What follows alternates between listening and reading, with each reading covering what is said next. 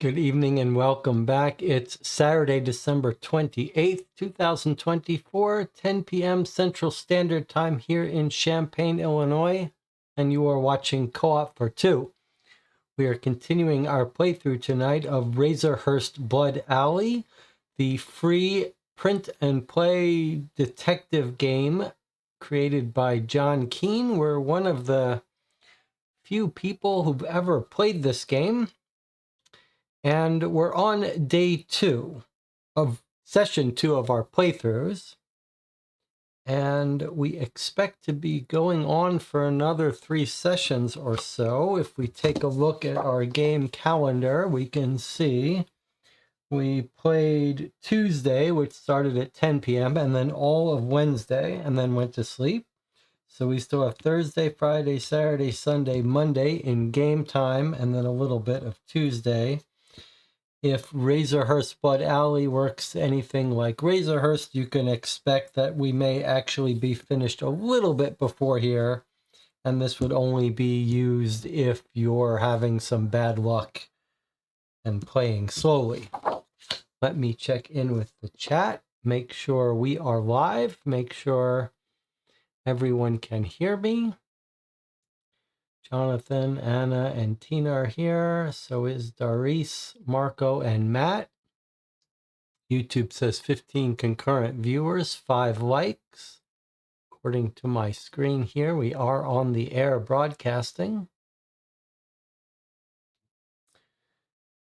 I guess we will do a little bit of recap.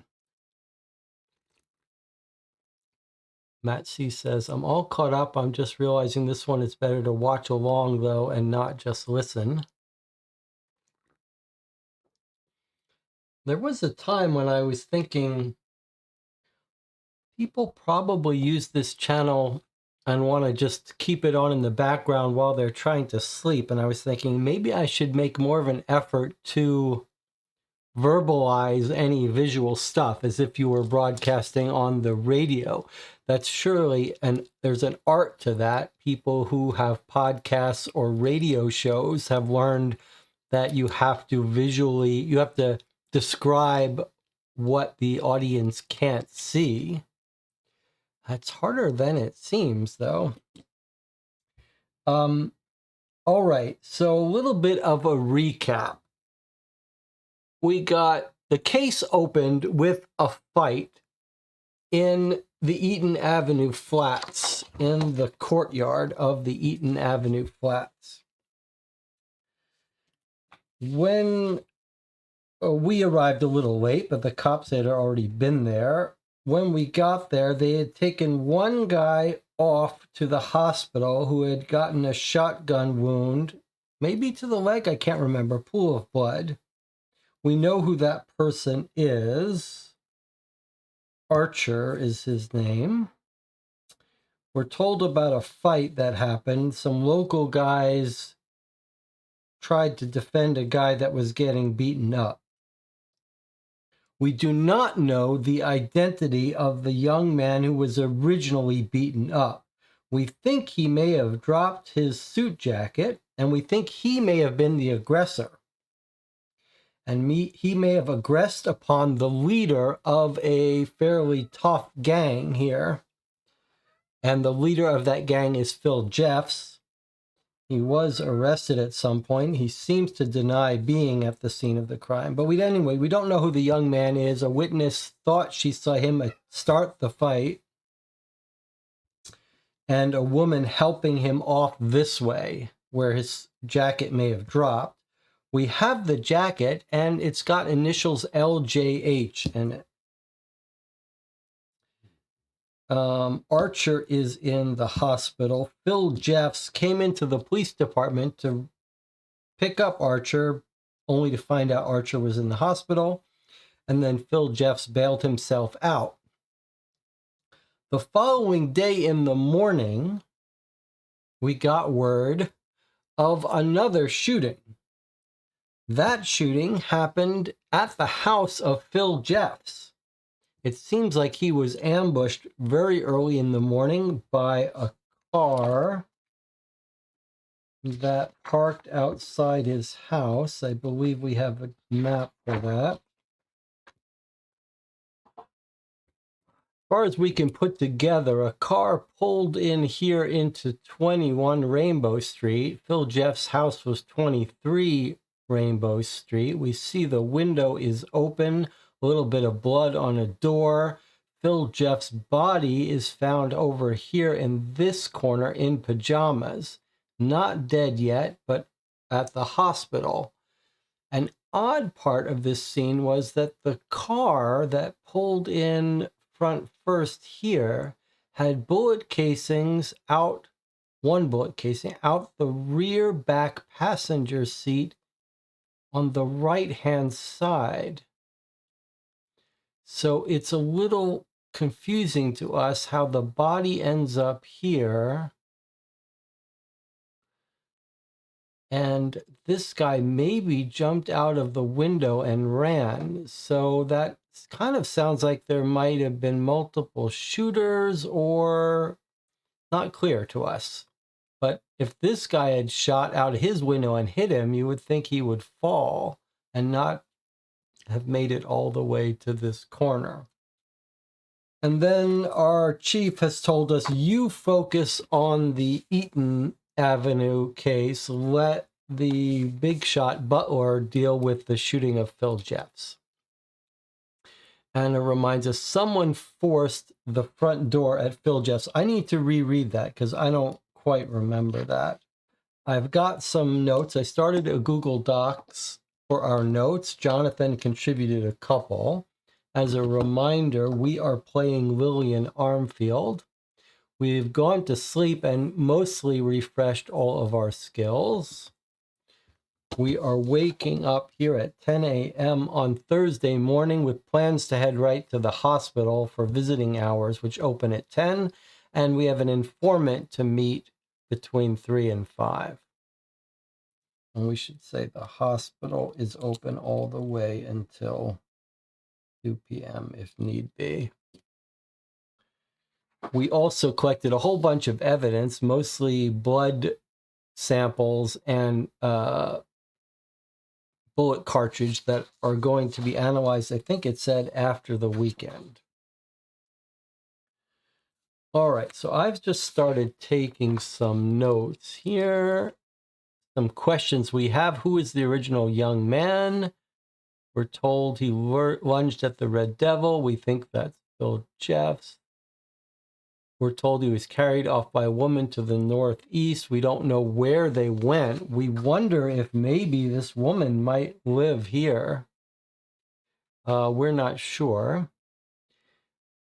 Shooting happened before the milkman. That's because the milkman discovers the body as he's working Rainbow Street. Cartridge found outside, body in pajamas. That's all the stuff we talked about. Phil Jeffs' ex-girlfriend came to pick up her stuff.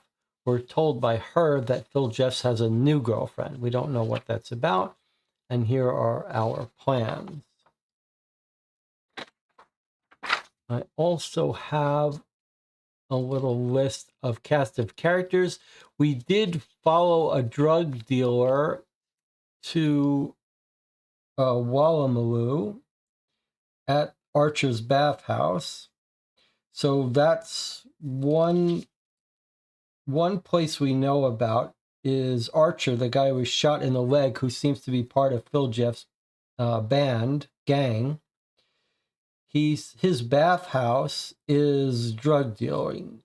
We caught a woman buying drugs, and when she ran, we followed her to a backup drug dealing place. And we were too fatigued to go in there, but we do want to go in there today.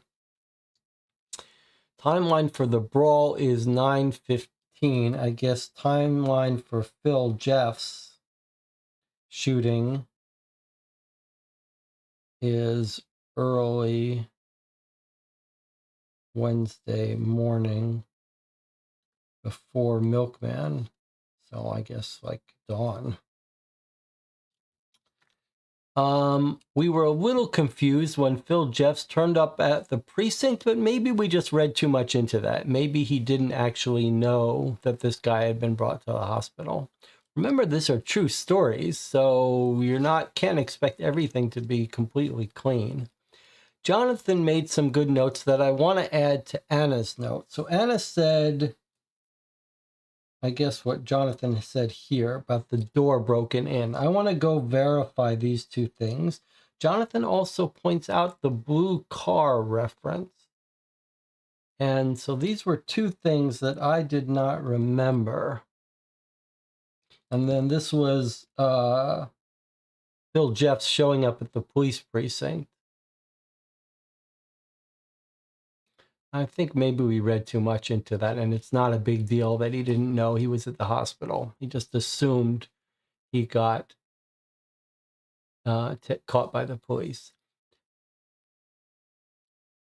So, does everyone remember that it's a blue car? Jonathan says lead 72 is where we heard about that. All right, so let's just recap that stuff before we start our day here. All right, so I wanted to reread 42 and see what Jonathan is talking about the blue car. Okay, so Sorley is in Garden Vale. Manager. Okay, let's see what he says. He grabs a revolver. The gang ran off in a big blue car. Okay, absolutely correct. All right, let's put, I guess we want to add into our generic clues. Big blue car. The gang at Eaton Avenue. Okay.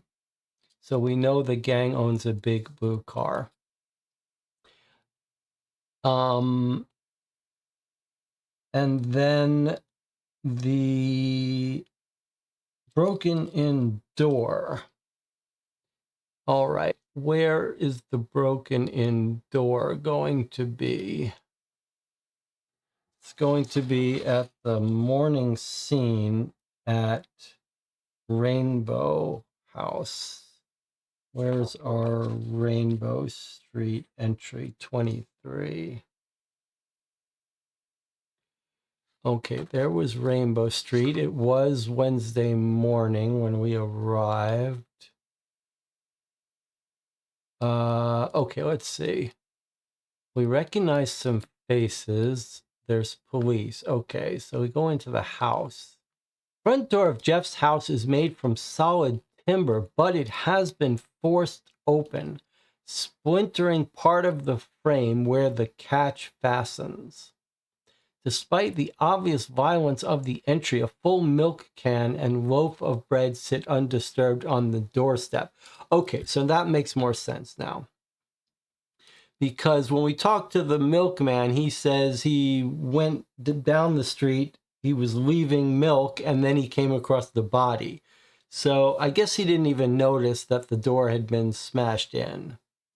But the door is smashed in, obviously. So it sounds like maybe multiple people approached Phil Jeffs' house.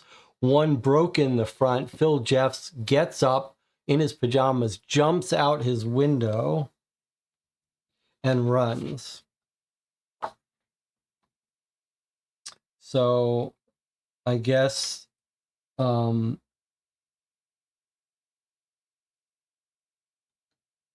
it just adds evidence to the idea that this was not just one person who tried to shoot him. It's a whole gang of people.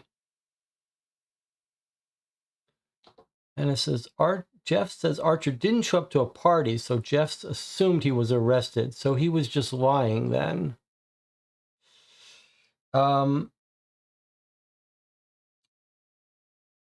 What was that scene? It seems like we want to read that. That's 49, huh? All right, let's take another look at 49, see if we can feel a little bit better about this scene at the police station. Okay, so we're talking to them. A door flies open. Short man strides in, swarthy complexion. Here's that angle. He's one of the most notorious gangsters in Sydney. I'm here to bail out William Archer. Okay. What makes you think we're hosting him? He got in a fight tonight and didn't show up to the party, so of course he was arrested. And we say he was shot in the leg. Jeff's mouth opens, but his response is interrupted. So when we read that, we said, it looks like Phil Jeffs wasn't at the fight because he's talking about a party. He seems surprised that Archer was shot. But maybe we're misreading that. Maybe he's just lying. He was at the fight. Sure seems like he was at the fight. He just didn't know that Archer got shot. So he's just shocked at that. And he's lying about the party stuff. All right. I think that catches us up.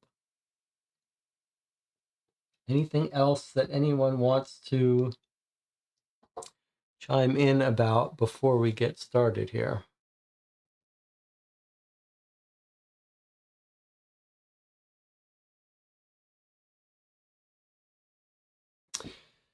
So we want to go to the secondary today. We want to go to the secondary drug dealer. We want to go to the hospital, and we want to go to our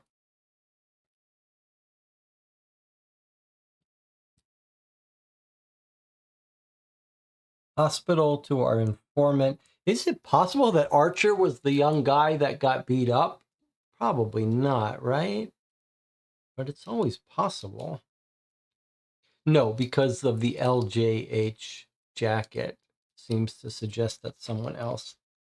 The other place I didn't want to forget to go to just for fun is we talked to some woman here, and she was pacing around waiting for Bennett, a guy named Bennett, who we've pinpointed is here.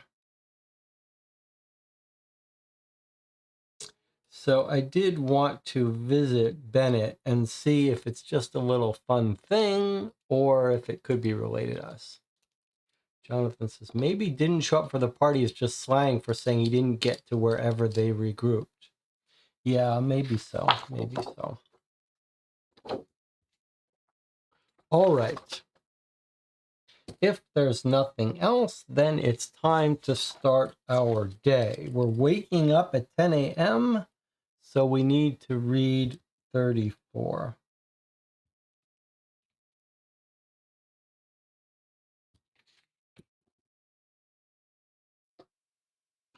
Okay.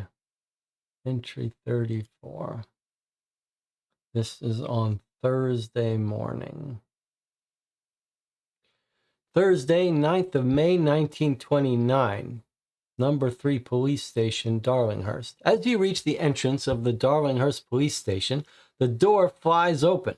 Detective Butler storms out, shoving you to one side, his face a thundercloud. McGill follows behind and gives you a nod and strained smile as he passes. Inside, you ask Kreuter, "What's up with Butler this morning?" Kreuter's suppressing laughter as he slides the morning's edition of the Daily Telegraph across to you. The front page is a gallery of photographs. The entrance to Eaton Avenue, Charles Sorley with his forehead bandaged, Jeff's home in Rainbow Street, the bashed-in front door, the mystery woman who arrived while you were there, an old stock picture of Jeff's himself, and the highly staged scene of Butler standing next to the bloodstain on the street. Optionally, view the newspaper number 5, read time 2 minutes, or the original.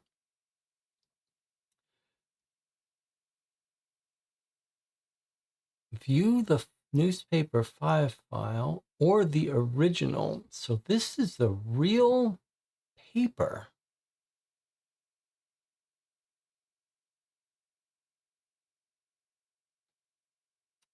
Wow, this is the real paper. Let's see if we can look at that. The real, this, if you wondered if this really was a true story, this is the real paper of everything that really happened. Holy cow. I guess I didn't take that seriously, how real this was. This is John Kean creating a mystery out of a real, true life story. So John Kean is saying you could actually read this paper. There's Phil Jeffs, alias Phil the Jew, on whose head fell grim vengeance. There's the door with the milk. There's Butler posing. There's Jeff's home. And there's the Eaton Avenue. Okay, so this is the actual newspaper that you could go read the whole thing, I guess. It's online here at this Australian website. But John Kean has also created these smaller versions. Okay, so here's the paper excerpt that John Kean has made, a little summary here. So here's the Daily Telegraph pictorial for Thursday, May 9th, 1929. There's Eaton Avenue scene. There's Phil Jeff's house. Maybe I can zoom up a little bit for you. There's Phil Jeff's house. There's the door that they broke in. The milk can that was untouched. There's our constable, butler. There's the woman that came to get her stuff. There's the manager, Sorley, who fought the gang and lived to tell the tale. And this is the scene at Phil Jeffs' house near the blood, where Philip Jeffs was found in a pool of blood here on the corner of Forsyth Street. Crosses indicate where an empty shell was picked up and Jeff's house. So there's Jeff's house. There's the empty shell near the car. That's his body of blood. And here is Phil Jeffs himself.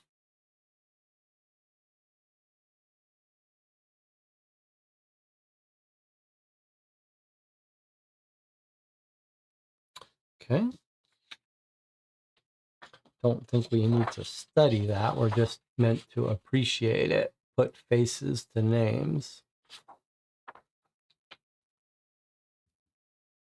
All right, back to our case here. You can immediately see what has so irritated Butler. They haven't named him as the heroic figure in the latter photo. Not only that, they mislabeled an awkward picture of McGill as Constable Buckler. Kreuter lets out his laughter, shaking his head in wonderment and glee. They totally messed up the captions, misspelt his name, and worst of all, called him Constable.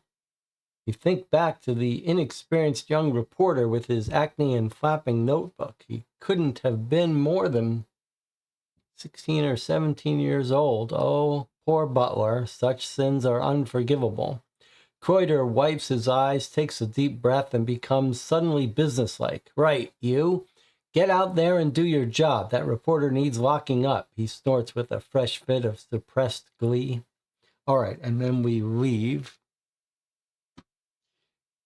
It says it's an underworld war. All right. Well, it's 10 a.m. We said what we wanted to do was go to the hospital as soon as it opened for visiting hours, which it now is 10. But actually, it's going to be 11 by the time we get there. Maybe we should have thought about that, but that's okay. Okay, it's 10 a.m. We're at Darlinghurst, which is on map D. Oh, actually, it's not true because Darlinghurst is the neighborhood where the hospital is. So we don't have to pay to travel there. We just go to the hospital, which is entry 190. Okay, we've been to the hospital before, except this time it's not before 10 or after 2. If it's Thursday, which it is, we go to 237. Okay, so let's keep track of this stuff as always. We've already been to 190, but now we're going to get to go to 237. Archer is sitting up in his bed. He looks pale and his eyes are sunken, but he watches warily as you enter his hospital room. No doubt he has been expecting you. Hello, William, you greet him as you take a seat next to the bed. How are you feeling?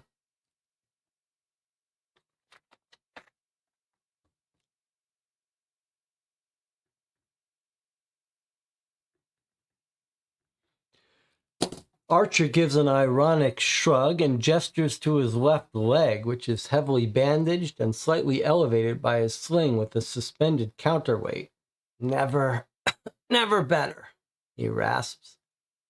Good. I'm sure you can guess what I'm here for. I was hoping you could tell me exactly how you got tangled up in the brawl that ended you up here.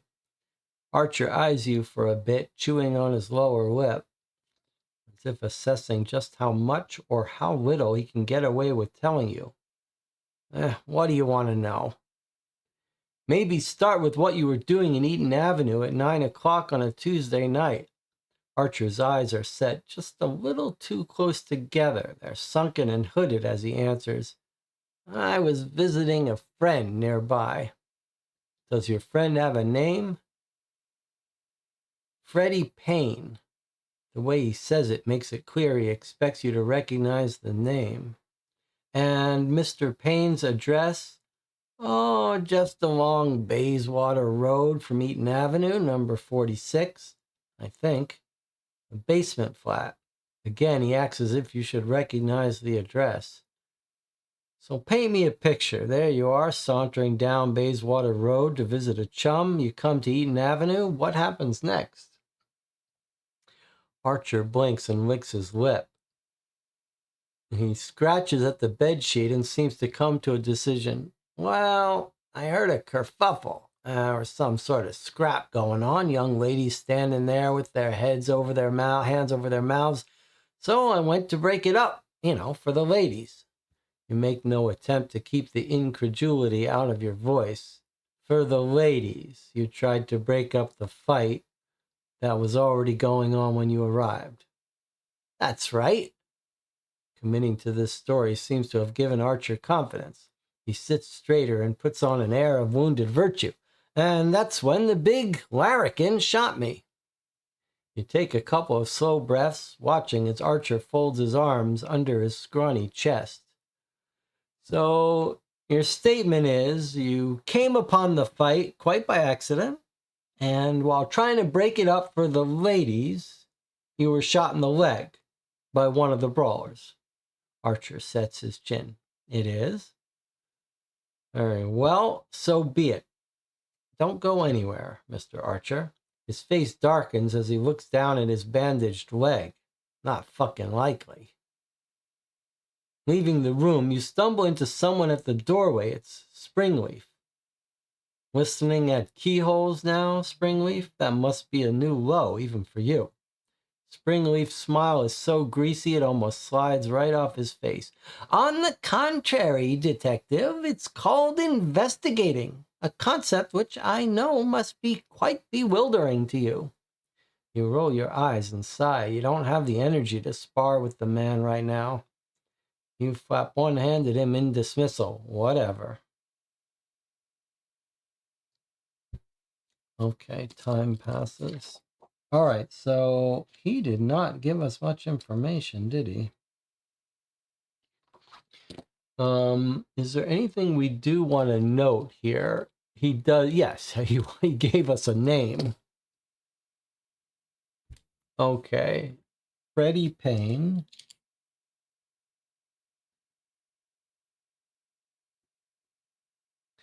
Freddie Payne, who he says is on Bayswater Road from Eaton Avenue.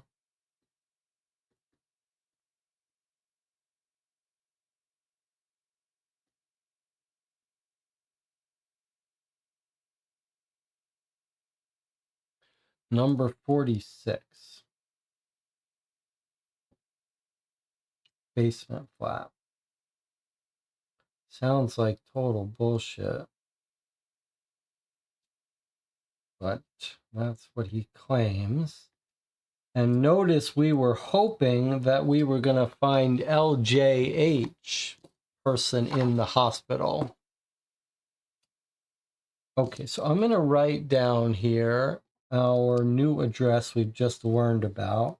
Freddie Payne, apparently, at 46 Bayswater, off Eaton, which is going to be in map C. Let's see if we can find this. This seems like the first time we're going to use our directory. Anna says, I thought Jeff's would be here too. That's a good point.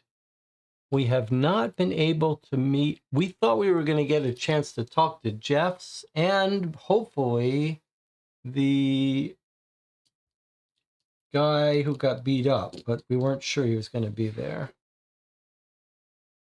Maybe Jeff's is not in a condition to talk yet, says Marco. I think that might be right. Okay, but I'm interested in the possibility of using this map for the first time, the directory for the first time. But what have I done with our Eaton Avenue map? Okay.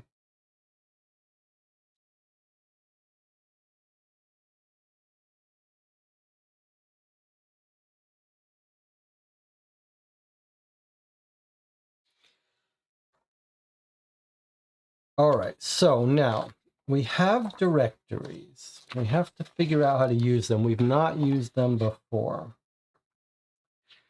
We're going to travel, if we can find it, onto the C location, Eaton and Bayswater. Okay, so there's Bayswater Road and at Eaton. So it looks like 46 would actually be right next to that area. So if we look in the directory is organized by street. So if we find B and we find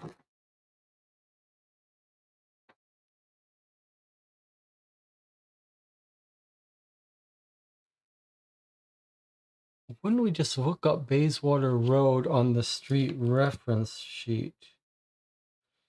Yes, you're right. We could just do that.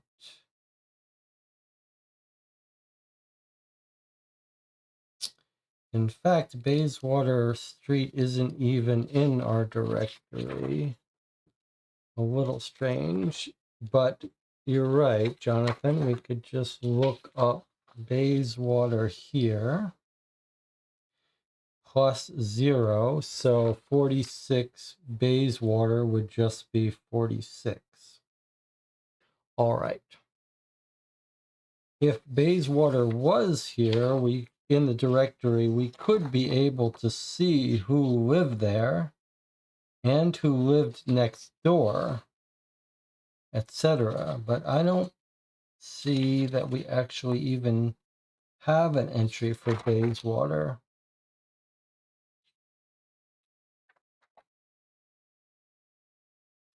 Although maybe we could find Eaton. Doesn't look like it. Okay. Doesn't matter, as Jonathan pointed out. We can find its address right here. So 46. Now that's if we want to travel to C. Now we do have two places we want to go. We could try to visit Freddie Payne, and then we could knock on that Bennett guy's door just for fun. However, let me remind you that we start to get fatigued and lose our skills over time. So maybe we should go to the drug den first. We're not sure. This may be a total wild goose chase. So I don't know. Do we want to go to maybe let's go to the drug place first, because we almost went there last night. And we should go there while we're still strong enough to bust down the door. Okay, now that was in Wallamalu. It's not Archer's Bathhouse. It's this place here, 135. So let's go there. So we're going to travel from D to B, which causes another time to click by, which loses us one of our observation points. We're now down to 7. That's still plenty. It's now noon, and we are now in B.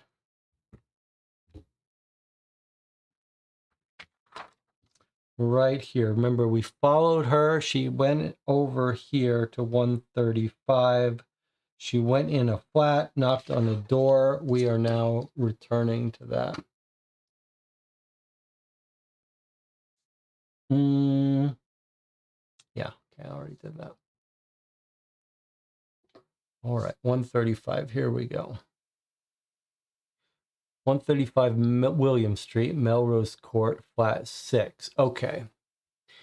So this is what happened before. Now we can either smash down the door or knock and test our persuasion.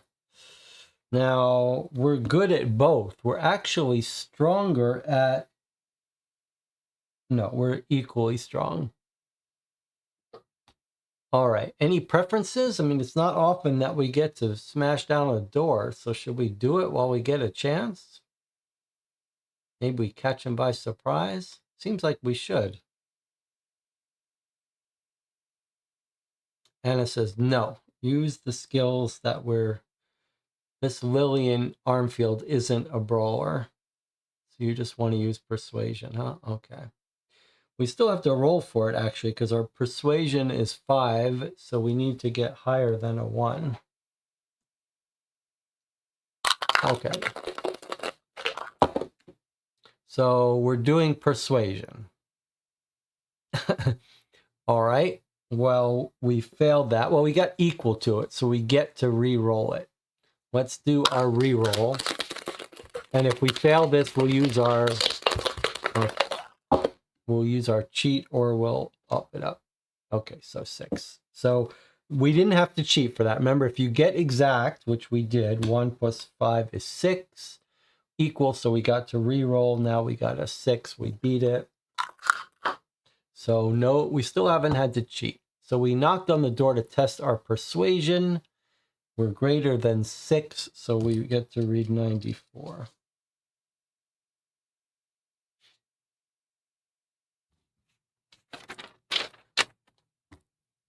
$135 to 94. Next time, someone else gets to pick what to do. You knock boldly on the door. Who's there? Comes the reply. Amy Lee, you croak. Imitating a well-known drug addict from the area. Through the rippled glass, you see someone unbolt the door and swing it open. 26. You burst inside, startling 2 women and a dark-skinned man. It's obvious from their reaction that they recognize you, and you realize that you know them too. The frumpy woman is Mary Elliott, a known drug dealer, and her more fashionable friend is Patsy Neal, a runner who delivers drugs to prostitutes in the area. Both women are starry-eyed and probably high. The man's Henry Pierce, a monsieur, an aspiring actor who has no doubt been hired to provide security. Test your observation. Okay. This is our drug. This may not be the Phil Jeff gang. This is an alternate gang. Okay, so we've got Marie Elliott, Patsy Neal, and Henry Pierce.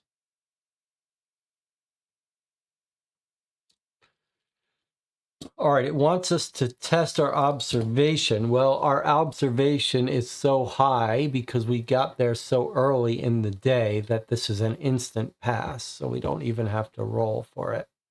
177. Patsy Neal is fashionably dressed in a silky blouse and knee-length skirt. A spotted tie with a large square pin tucked into her waist completes the outfit.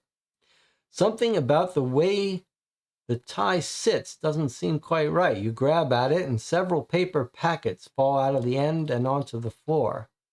What's this, Patsy? You ask, picking up one of the packets and opening it to show the white powder inside. I don't know. It's not mine. There's a short standoff as you and the woman stare silently at each other. Pierce seems to content to stay out of it, edging toward the door. Look, you say at last, I'm not here to arrest you for possession, at least not today. Right now, I'm more interested in information. But if you won't talk to me, then I might have to book you. I can't waste my visit after all. There's another moment of silence. Then Marie Elliott asks, what do you want to know? Underline knowledge I. Okay. So we've got knowledge I underlined, not circled, but underlined. And then we go to 232.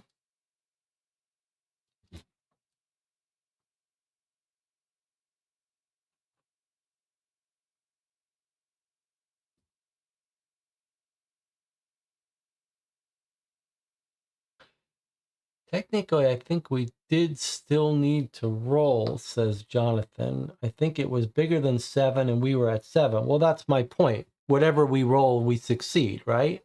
So we don't have to roll. I mean, we do need the die, but we don't need to roll since no matter what we roll, it's a success. 232. That's what I meant when I say we don't need to roll. 232. All right, so we're talking to her. Did you hear about the fight in Eaton Avenue on Tuesday night? Mm-hmm. Or Phil Jeffs getting shot in his bedroom slippers later on that night? Yeah, so? So, any idea what that was about? Why would Jeffs get caught up in a fight, and who would want to shoot him? Who wouldn't want to shoot him? Is Elliot's reply. Seriously, he's a little fucker that annoys everyone. Kate Lee has it in for him. Tilly Devine hates his guts, but she hates everyone. Guido Coletti hates him, but if it was him, Jeffs would have been dead for sure. Look, if you were to round up everyone who wanted Phil Jeffs dead, the streets of Darlinghurst would be empty. You pause and consider your next question. What can you tell me about Archer's bathhouse? Elliot and Neil exchange a look. Neil answers. That's mostly a front, of course. Jeffs and Archer deal coke from there. Been doing a roaring trade since you lot jailed Botany May. May Smith is a prolific drug dealer who was recently convicted. All the remaining drug dealers will be doing well out of her removal from the streets. So you don't have any idea how the brawl started or who shot Jeffs? Nope. Oh, well, thanks for the chat, ladies. We should do this more often. Not likely, comes Elliot's mumbled reply. Okay, and time passes. So let me just mark time passing, and then we'll take some notes here. So we've got some persons of interest that Elliot tells us could want Phil Jeffs dead. We've got Kate Lee,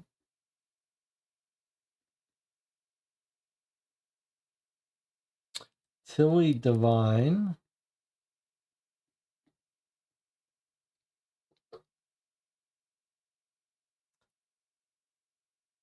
Guido Coletti,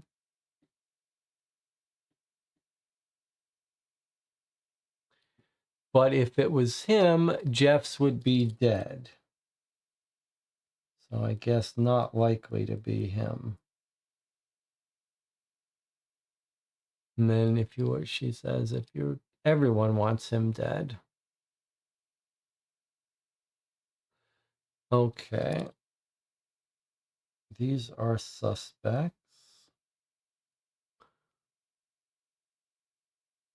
She hates everyone, so doesn't seem likely to be her. Okay, and then we're told that May Smith was a locked up dealer.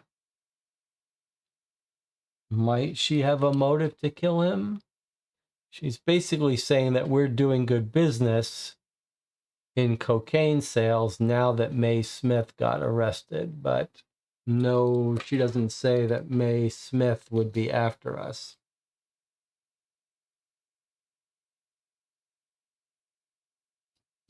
All right.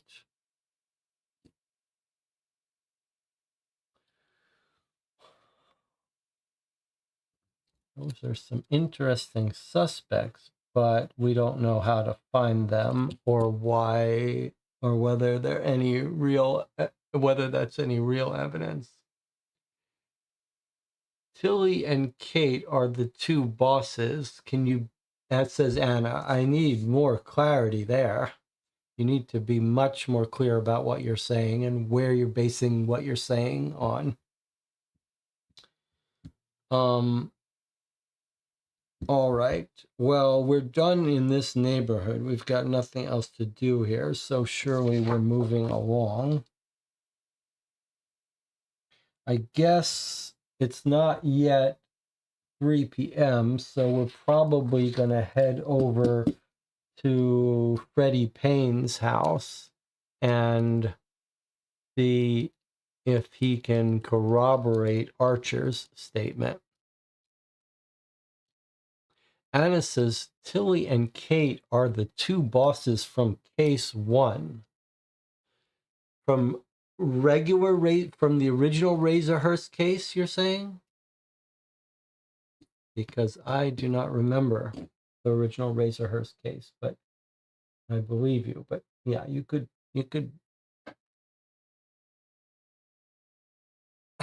give me more information when you make a comment like that,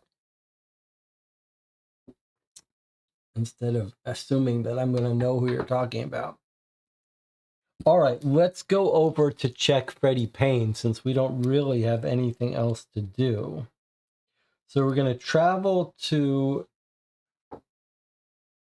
neighborhood C, which is going to cost us a time. It's now 2 p.m. and we have to lose a persuasion. So we're down to 4 persuasion now. But now we're back in the Eaton neighborhood.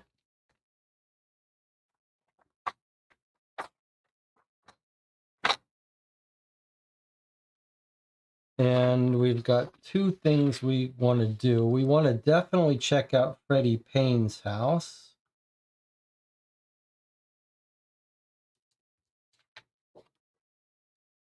At 46. So let's do that right away.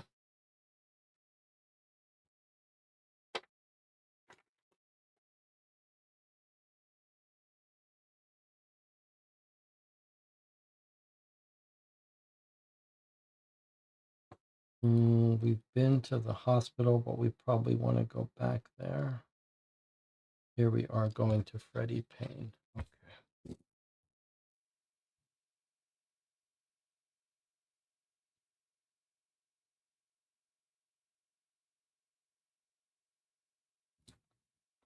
46 Bayswater Row, which is where we're trying to go. You're standing on the footpath outside 46 Bayswater Road, peering up at the squat block of flats, when an elderly woman towing a wheeled shopping bag separates herself from the passing pedestrians and shuffles over to stand next to you. She follows your gaze and squints at the building. "Hello," you say. "Hello, love," she replies. One of you has to break the awkward silence, and it seems it won't be her. Do you know this building?" She tilts her head to look up at you. "You might say that. I own it. Would you like a cup of tea?" "Yes, please." "Lovely. Come on in, then." She shuffles up the steps, and you help her with the shopping bag. In the kitchen, she bumbles around, eventually producing a pot of tea, 2 cups, and some biscuits. You sit together at the table and sip companionably. "So, you own the building," you prompt. "Oh, yes, but my daughter looks after the tenants and such. She lives here with me, but she's out right now. Anzac biscuit?" "Oh, thank you. What can you tell me about your tenant, Frederick Payne?" "Mr. Payne? Oh, he's lovely. He has the basement flat. He's very popular, always lots of young people visiting. Such high spirits. Hijinks, too. She puts down her cup and grasps you firmly by the forearm. Leaning in close, she confides, one of his chums, Mr. Heath, he reminds me ever so much of my Horace. He even has the same complexion, what they call high color.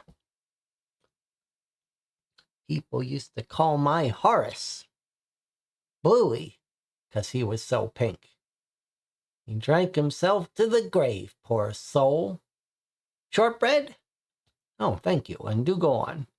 Of course, Mr. Payne and Mr. Heath and their other friends had such a dreadful time last year with that woman and her awful stories, how she dragged them through the dirt. Of course, it was all just made-up lies, and the boys were acquitted by the jury. But it affected everybody here.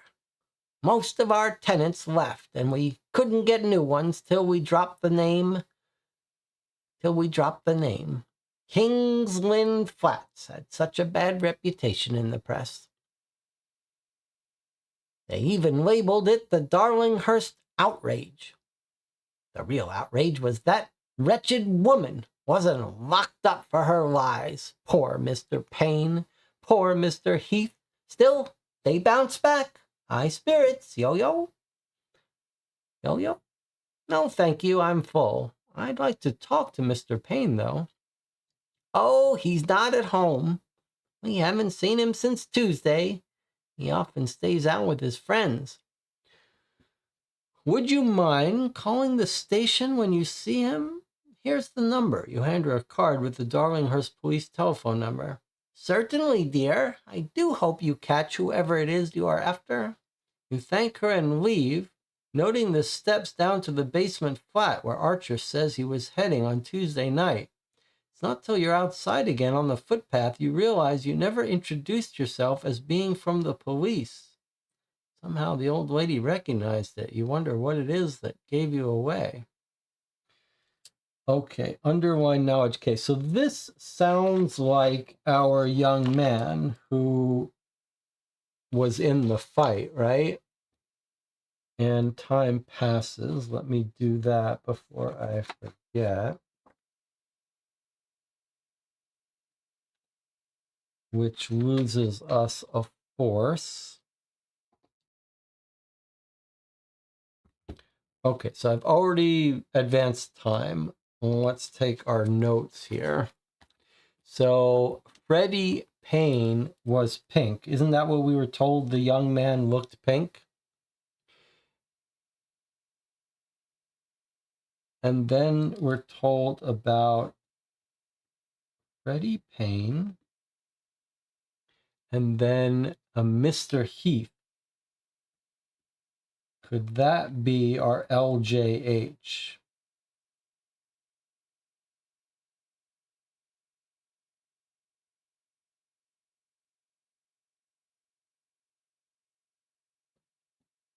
And then we're told that a woman made up lies about them, maybe that they assaulted her, and there was actually a trial, and they were found innocent, I guess.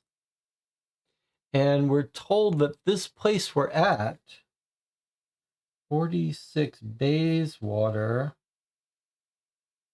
aka King's Lynn Flats.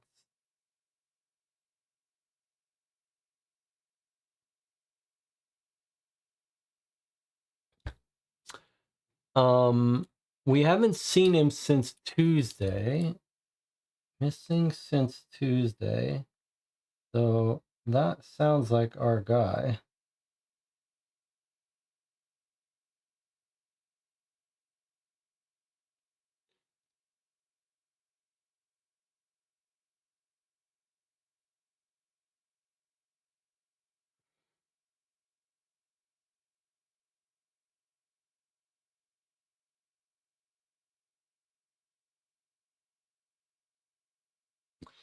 So maybe that scene where we...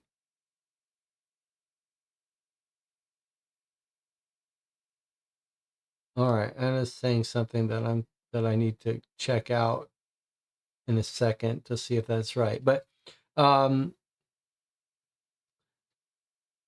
maybe the part about him leaving to the left was misunderstood by us a little bit, and she just meant that he went a left on Bayswater rather than left to her out the window. Anna says Heath is the pink one. Is that right? Let me reread this now. I thought it said that our guy that we're looking for, Freddie Payne, is the pink one. We ask about Mr. Payne. He's very popular. He has this. Oh, one of his chums, Mr. Heath. He reminds me of Horace. He even has the same complexion. Okay, you're quite right.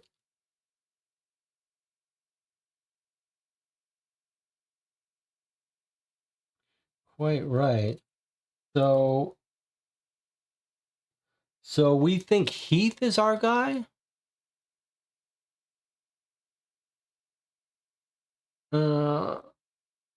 Now we're getting punished for taking bad notes.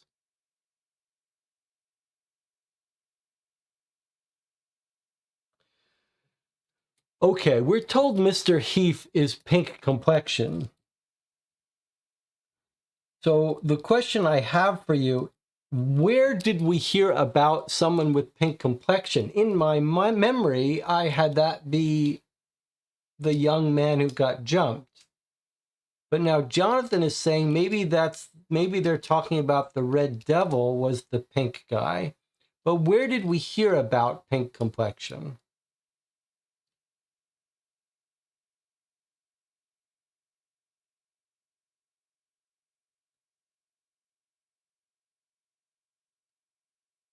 Where did we hear about the pink complexion? Why did we not take good notes on that?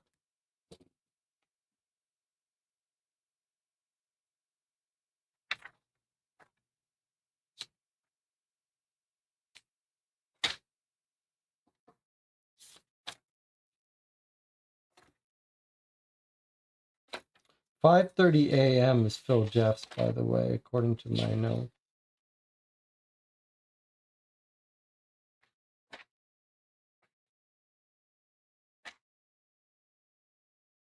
Pink face lives nearby. There it is, right there.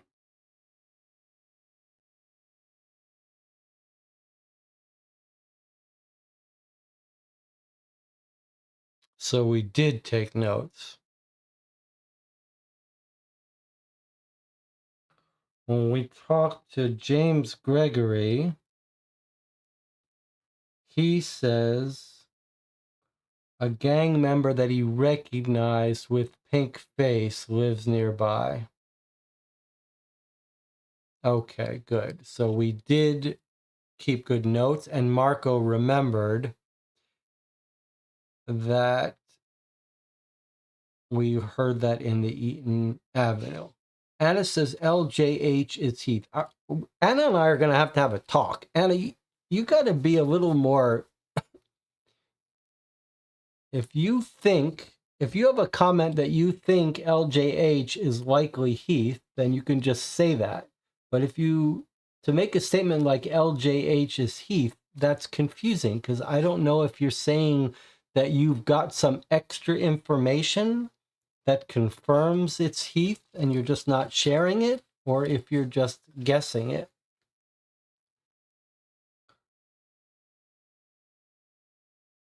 We were told, though, that the pink-faced guy is a member of the gang. We may want to reread that now, in fact. Oops. I want to reread that entry, 136. And let's see. You recognize Jeffs and Archer. I know Jeffs by reputation. There was one guy with a pink face who I think lives somewhere nearby. I don't know his name, though, or where he lives. Okay, so that seems to match up with Heath, but that would make Heath a member of the gang, and probably Freddie Payne is a member of the gang. both missing. But now, from this dialogue, it's clear that our pink LJH guy is not the young man they attacked. So we have not found the young man who started the fight. We've just found a couple more gang members. It's possible that Freddie Payne was the young man that they're attacking, but it's clear from this that the pink face guy is not our young man that they attacked. And that would mean that the man they attacked doesn't belong to this jacket, but rather the jacket is Heath's, and he's the pink face guy. So I'm just going to make a note that Pink and LJH probably not our attacked young man.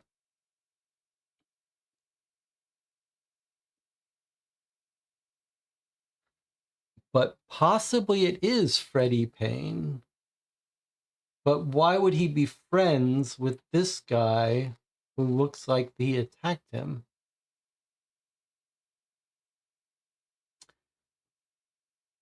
Jonathan says, I'm leaning towards Mr. Heath being the devil in the singleton. Maybe just took off his jacket to fight, although you think he would have had on a dress shirt between jacket and singleton.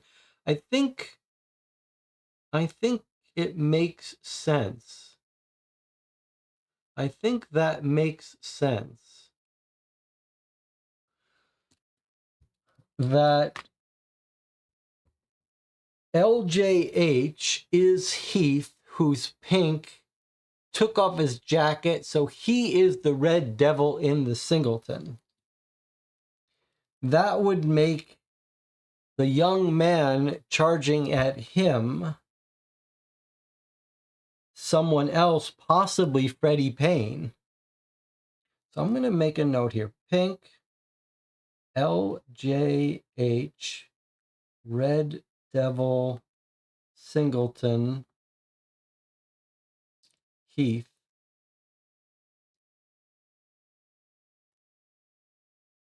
That's our current theory.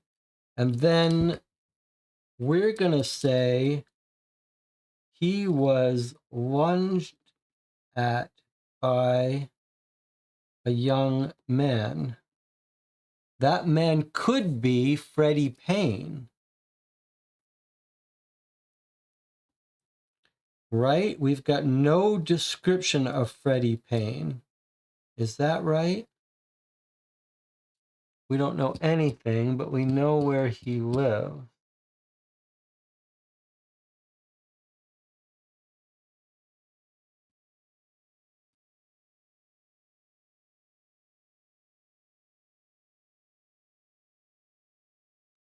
Okay.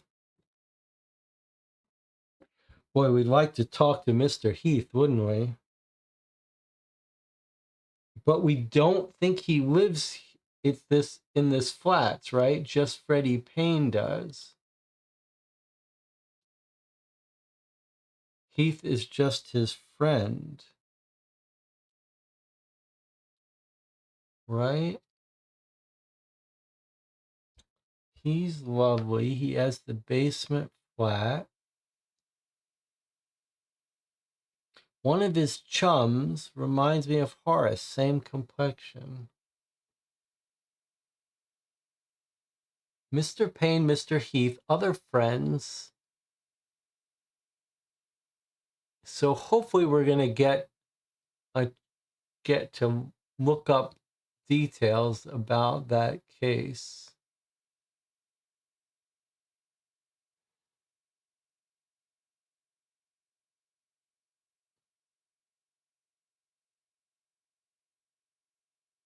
Is it possible that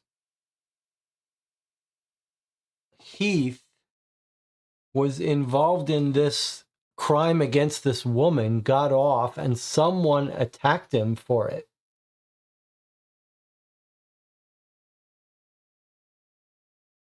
It's possible that it was Freddie Payne that attacked him, but it's also possible that it's a completely independent person who attacked him as for revenge for what they did to this woman.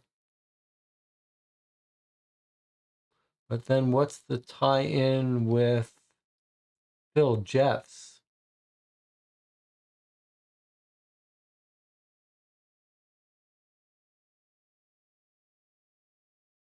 I want to knock on this door of this guy Bennett, if we have time. We don't really have time, but we are here. I'm going to knock on this door of the guy just to hear about this side story that I'm curious about, or should we wait? We are here, so we can do it without time traveling.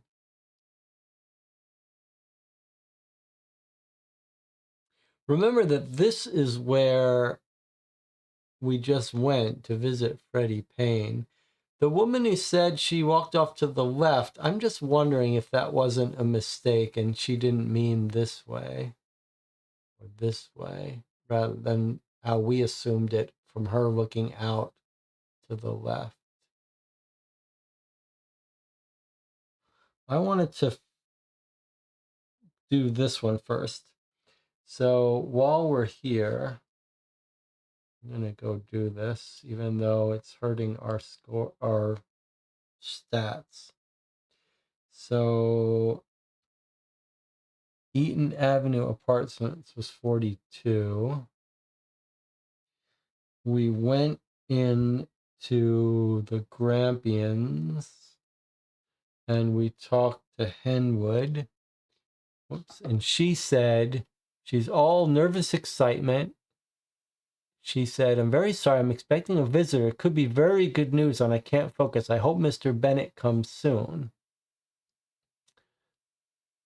Okay. And I wanted to head out into the street and find Bennett.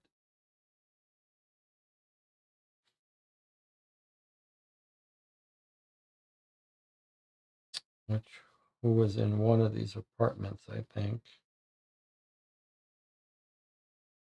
Bennett right there in Gardenvale, and see if we can connect these two little side stories. If it's before Monday, 13 May, otherwise read 48. Well, it is before Monday, 13 May. So 147, that's interesting. What's that about?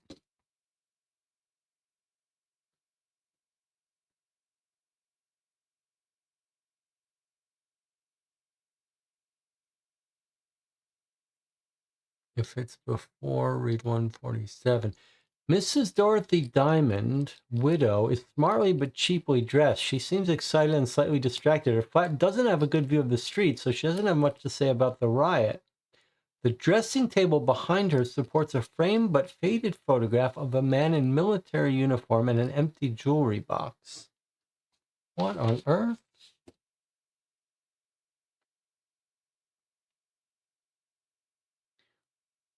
Dorothy Diamond? That doesn't sound right.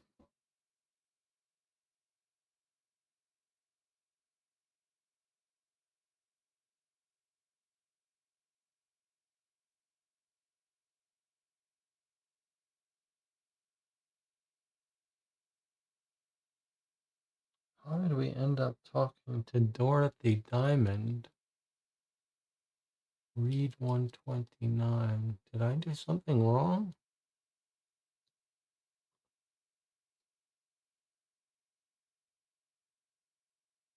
We went to 46. No, we went to 42. Then we went to Garden Vale. Then we went to F.M. Bennett. It's before Monday, so we go to 147, and somehow we end up Dorothy Diamond. Okay. And that sends us out. It seems like that was a little bit, so there we got a little bit of bug here. Somehow we ended up visiting Miss Diamond by accident. What is Miss Diamond's entry?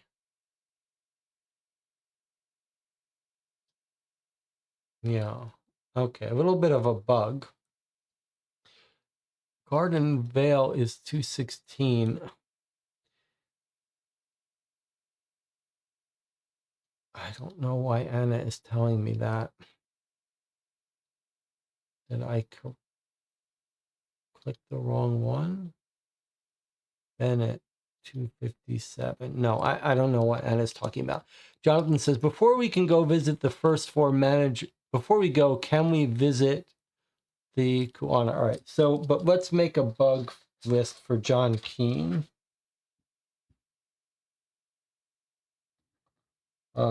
Visiting F.M. Bennett before Monday. Okay. And now Jonathan wants to visit the Kuana guy. Okay. So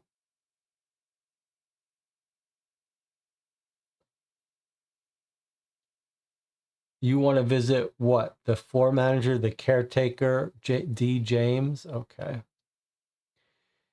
If it's before Monday, it is. So we're going to go to 239.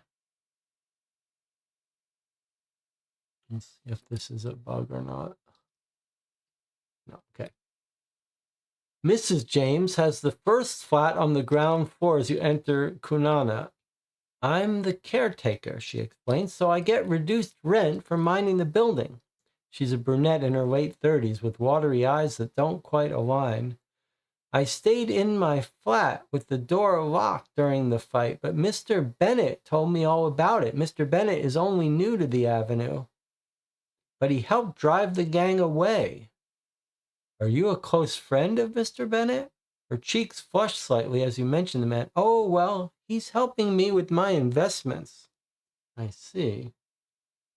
Well, this is even more troublesome because this seems to suggest another reason why we want to visit Bennett. But we can't. Because when we try to,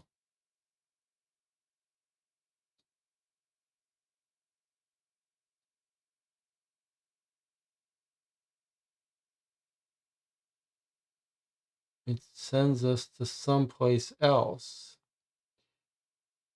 Well, John Kean is quick to reply, so he will get back to us and deal with that.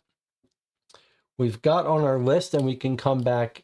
Probably this is going to tell us he's not there or something, so let's not worry about it. All right, let's leave here. Have we talked to all the... We haven't talked to the rest of the managers. They do seem like good people to talk to. Let me circle who we have talked to.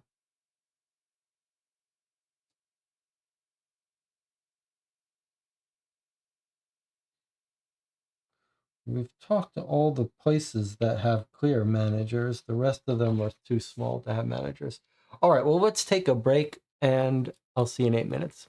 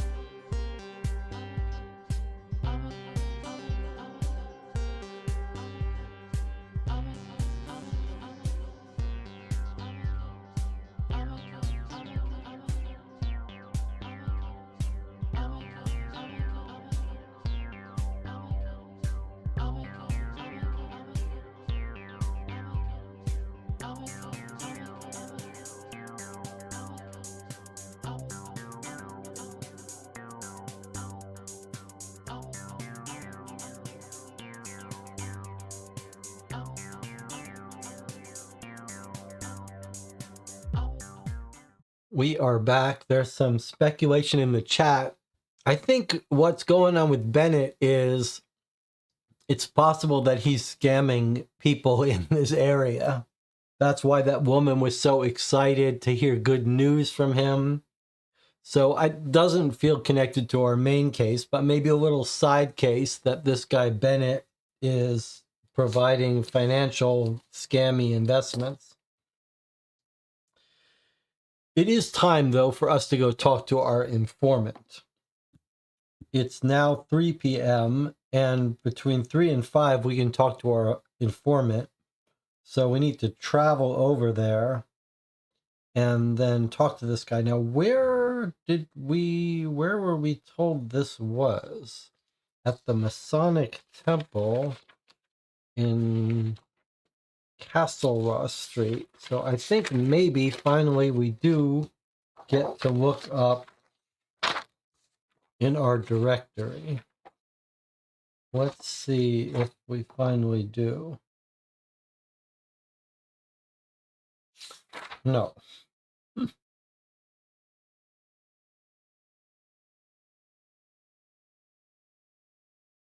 It's weird because the directory is alphabetical, B to B-O, B-O-U to B-O-U-R, and then we're starting all the way here at F. B-R, a little bit confusing. All right, let's go. Oh, it's the same thing as before. Do we just need to know Razorhurst Street? Were we given the address?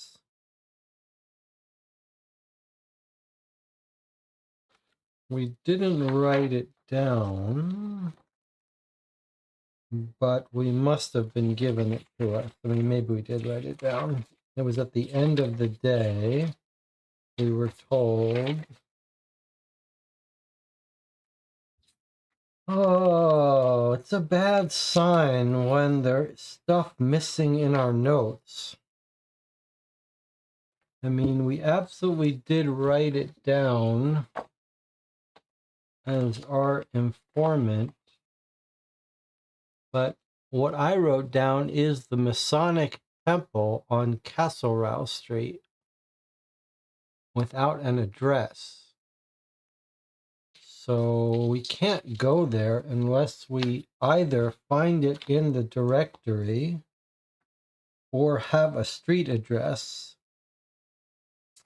But what we can do is reread the entry that it must have been when we heard about it, which must have been at night, 2:47. So I'm gonna go reread that.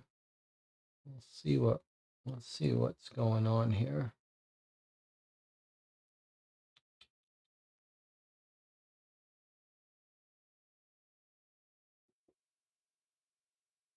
We go into thing. He says, I thought you might want to consult Fahey on this one. He said it'll be outside the Masonic Temple on Razorhurst Street.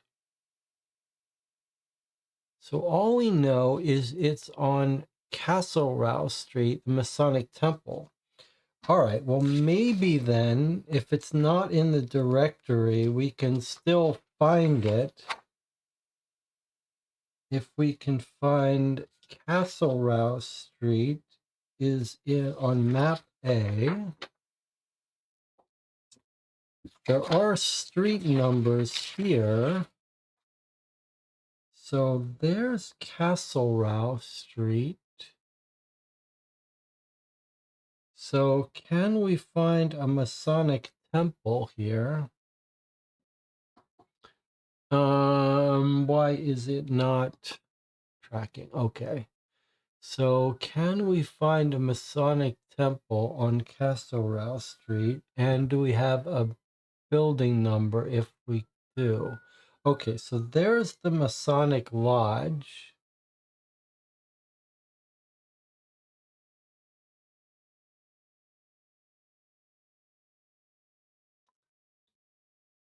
On Razorhurst Street. Oh, did it say on the corner? Outside the Masonic Temple on Razorhurst Street. So maybe I take that to mean that we can go to this address here on Razorhurst. Now,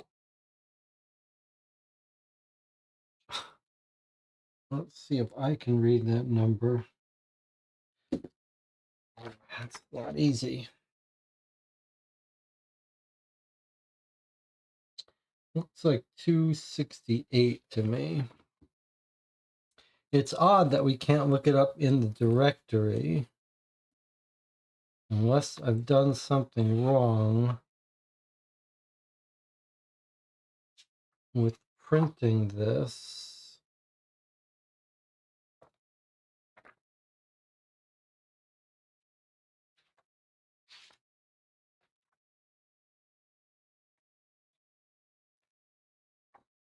If the game intends us to just read that number and then look up Castle Rouse Street to know that we go from 268 to 168. All right, well, let's just try this.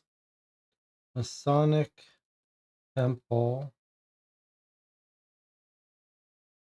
on Castle Row. I think it's 268 Castle Row. We could bring up the PDF original to get that number if I'm reading it wrong on map A. That's Castle Row is a minus 100, so this would be 168. So the instructions say we should open up that entry, and if we don't see it confirming that we are where we think, we don't read it. So I'm just going to click on it without showing it to you. No, that's not right. All right.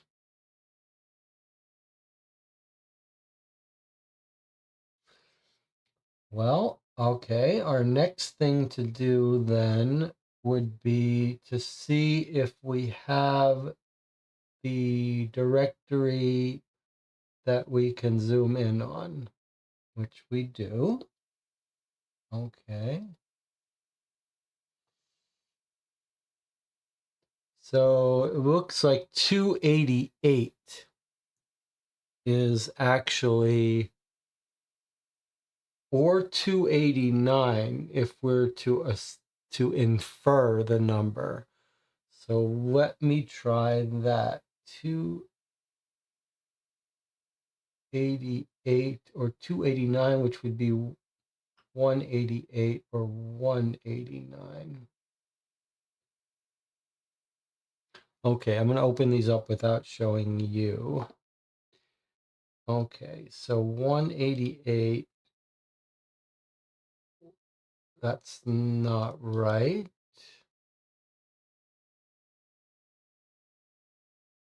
Or 189, that's not right either.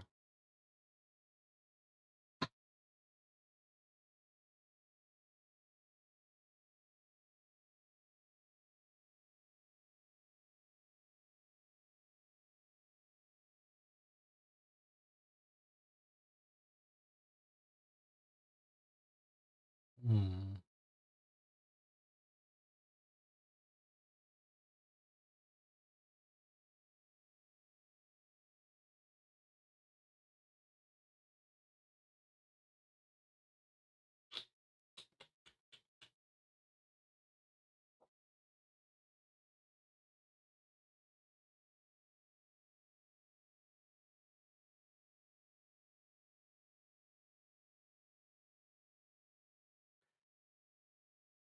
Well, the chat is silent. Let me go over this so we're all on the same page in case there's any confusion. You could, of course, download any of these documents yourself. But to recap, we were told last night that we have an informant ready to talk to us. Okay, and so that was at 2:47. Let's look at that again together. He says, second, I thought you might want to consult Fahey on this one. He said he'll be outside the Masonic Temple on Castlereagh Street tomorrow afternoon from 3 to 5.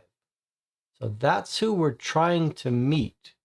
He's a master of disguise, has a wide knowledge of the underworld.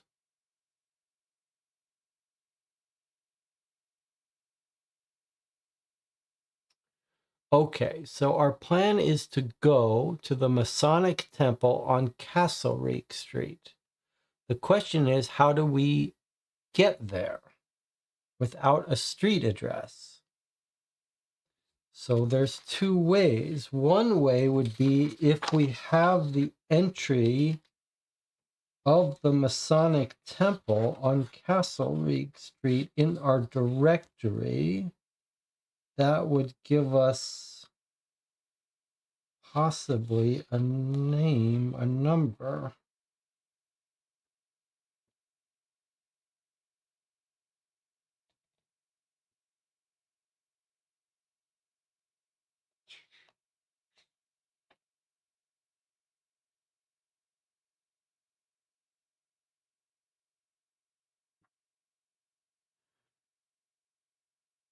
Without it being in the directory directly, our next best guess was to go to the map.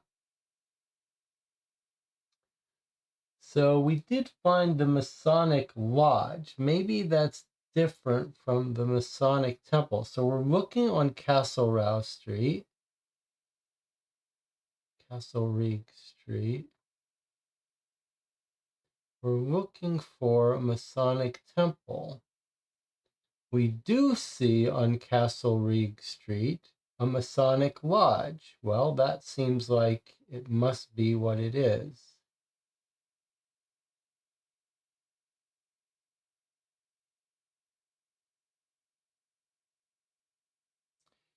Hey, what if it's actually 287? It's going down. It's going down by quite a bit, though. 287. What if this is 285? And then the Masonic Lodge would be 283. I mean, it's hard to know, but I could try 285, 284.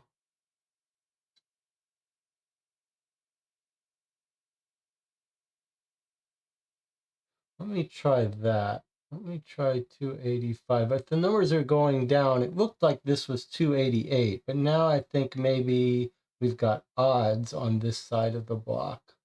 So actually, this might be 285 on the corner or 283. So 285 or 283, subtract 100, we either get 185 or 183. Let me see if those map to the Masonic thing. And again, I'm going to take you off screen so you don't see. So 185.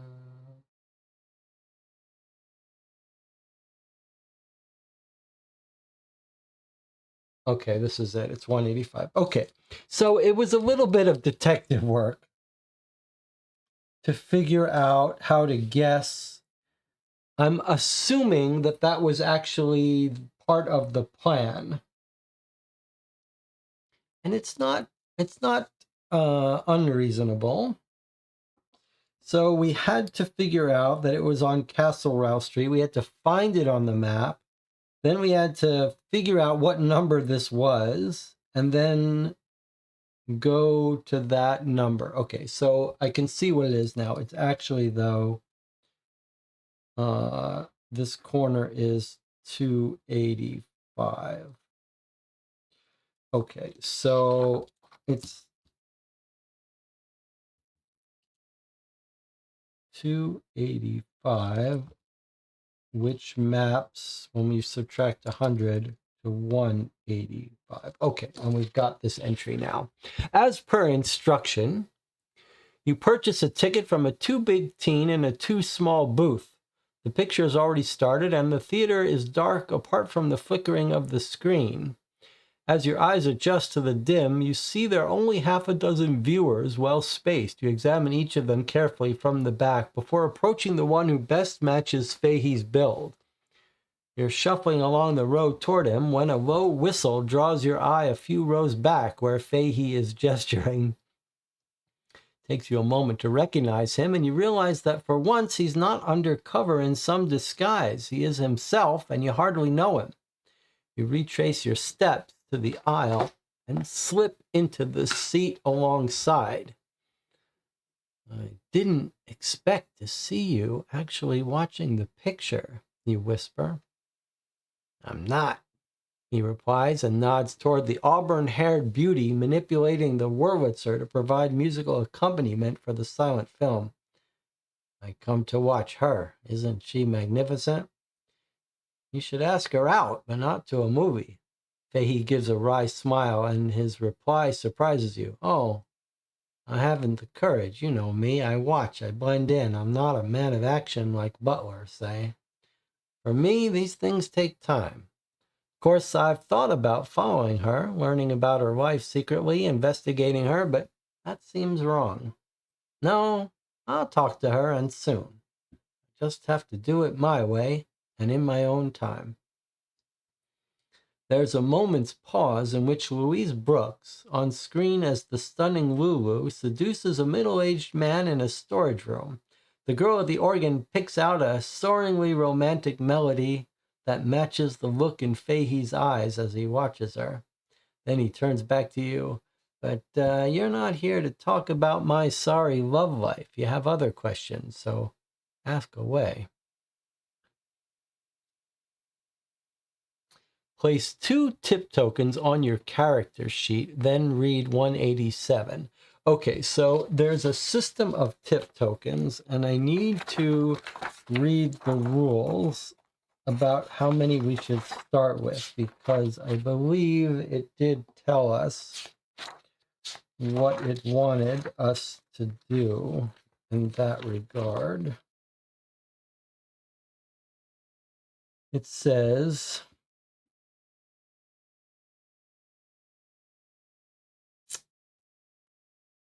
place the remaining of tokens nearby, and it said this could be explained a little bit better. It says we need 7 tracker tokens for tracking your abilities, your location, and counting informant tips. So it wants us to have 7 tokens, 4 of which we use for this. And then we should have 3 more here. 3 more tokens according to the rules. Now it says, but this entry says put 2 tip tokens on your character sheet. So I'm going to take these 3, keep them nearby. Now I'm going to put 2 on our character sheet as instructed while we go to 187. Let me just make a note here. We went to 185, and now we're going to 187 with 2 tip tokens. If you have no tip tokens remaining on your character sheet, read 284. Otherwise, you may remove 1 tip token from your character sheet to ask Fahey about. Okay, so I remember this from the original Razorhurst and being just thrilled about this idea. This was one of the things that was influential about. You think that's too much? $5,000? I guess it's not going to get much cheaper than that. All right, we'll use $500 chips.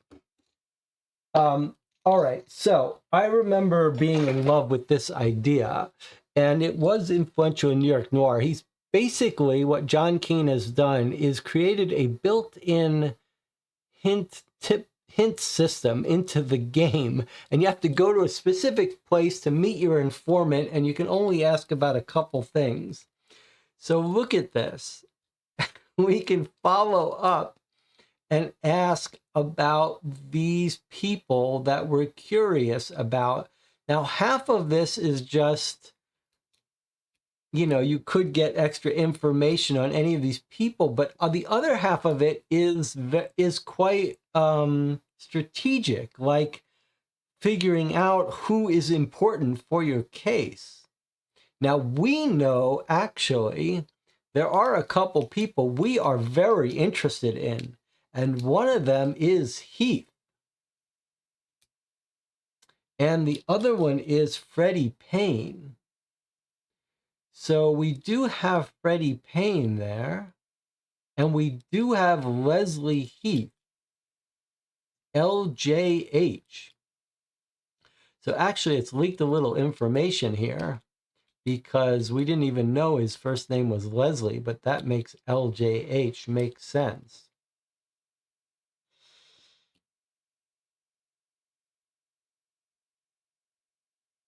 So these don't run out. We'll get these back. You could see why it said put 2 on your sheet.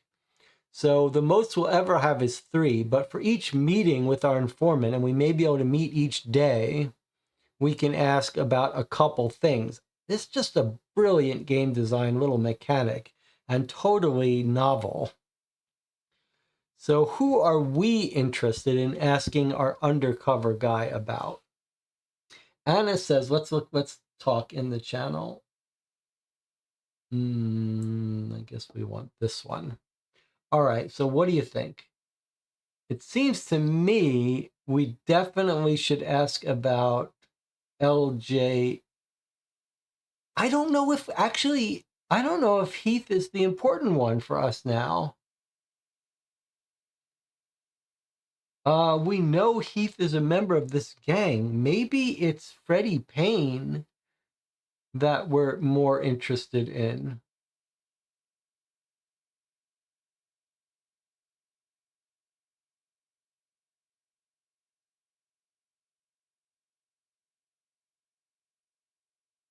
Do you think Bennett is the young man? No, because they didn't attack him. He attacked them.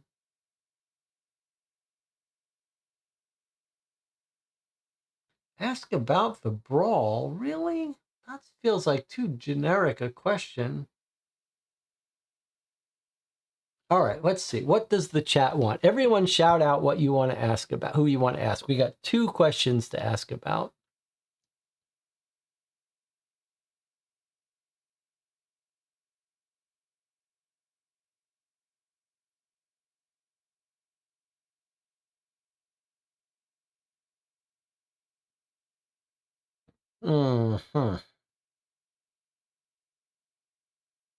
Let's look at this list. We can ask about Archer. We can ask about Bennett. We can ask about Detective Butler. Guido Coletti. That was one of the people that the drug dealer mentioned might have a grudge, right?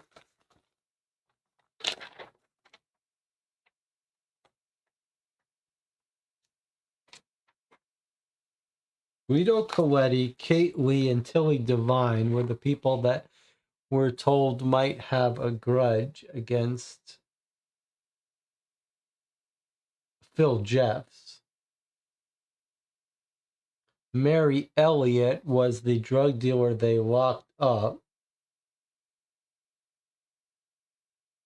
Ida Maddox, I don't think we know. Charles Passmore, I'm not sure we know.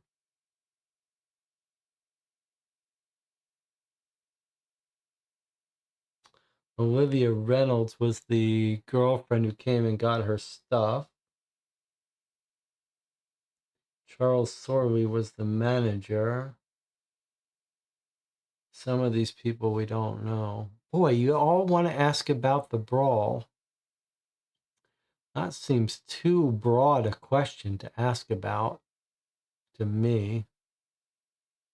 But everyone wants the brawl. All right, you guys we got 2 tokens. You're going to get 1. I'm going to get 1. You guys seem to want the brawl. Do we get new tokens each day? Yes, we're going to get more new tokens every time we meet with this guy. We may not be able to meet with him every day depending on our schedule, but these tokens will refresh the next time we meet this guy. All right, so you guys wanted to ask about the brawl, so that's what we're going to do. And then you guys get 1 token, and then we'll think about the other token. Okay, so tips. You want to spend a token to ask about the brawl. Okay, I'm going to spend that token. And we're asking about the brawl. This is Thursday. I do love this mechanic. Okay, the Eden Avenue Brawl, 165. I think this feels too broad, but okay. 165. Let me just circle these to make sure we're keeping track.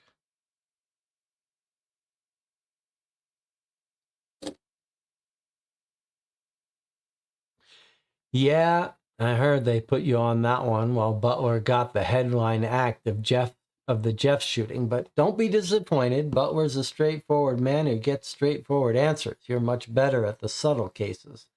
Something tells me there's a lot going on in Eaton Avenue. Butler and some others have dismissed the Eaton Avenue brawl as being drug-related, a tiff between rival gangs. I'm sure there's drug activity there. Someone in a place like that is going to be dealing. I haven't heard anything like that from my sources. They don't seem to know what started the brawl. Most think it was probably just Jeffs and his mates having a few drinks and looking for a scrap. But they might be wrong. And I might be wrong too. Certainly there's a rumor going around that someone in the area is cutting their cocaine with a slice more boracic acid than usual. I'm not sure who that might be. You might be able to get some clues from Archer if he's up to talking. Where did we hear about the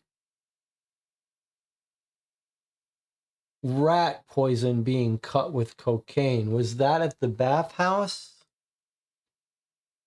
Or was that at the alternate drug dealer? Is that what's happened? Has someone died from an overdose of being poisoned?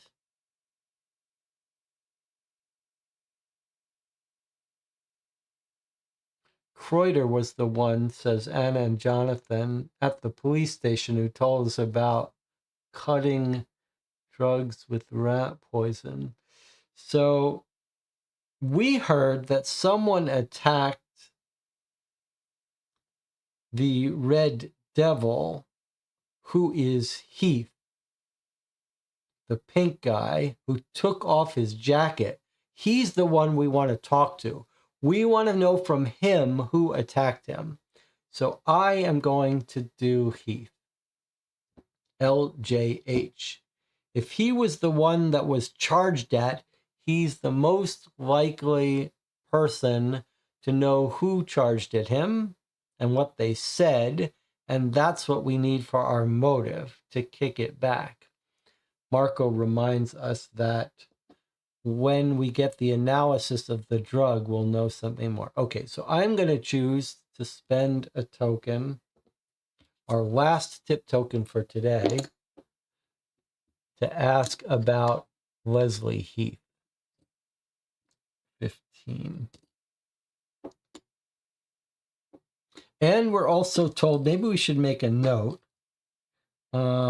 someone dealing at Eaton. He thinks there should be probably a drug dealer at Eaton.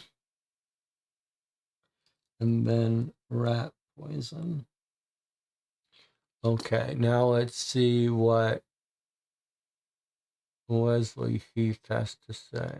What he says about Leslie Heath. Les Heath is a small-time no-hoper from over in King's Cross. He's one of those pink chaps, which makes him easy to spot in a crowd. He hangs out with Phil Jeffs a bit and was caught up in that outrage last year, but was acquitted. That's about all I know. Well, that does not help us.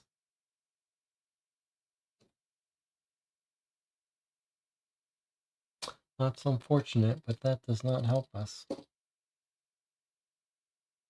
I do want to hear about this outrage, though. Okay, return to 187. So we're out of tokens, so we have to read this one.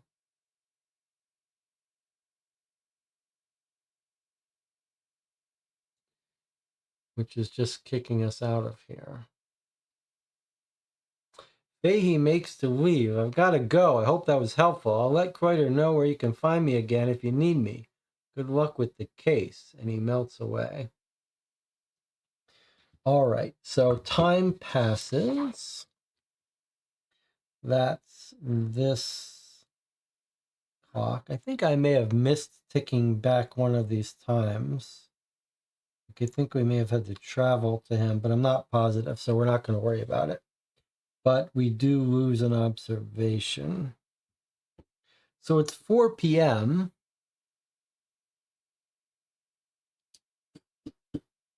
We're kind of done. I'm not sure we know any place else to go other than back to the apartments to talk to people. I don't know there's any else for us to go other than back at the apartments, unless there's something we're missing. I guess he did tell us that Wesley Heath is in Kingsport.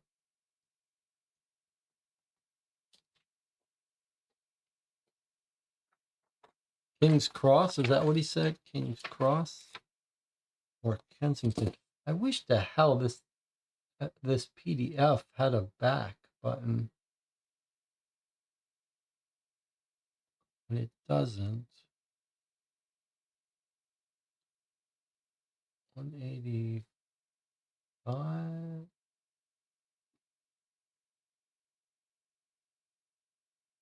And then we went to 187 and we asked about Wesley Heath. King's Cross.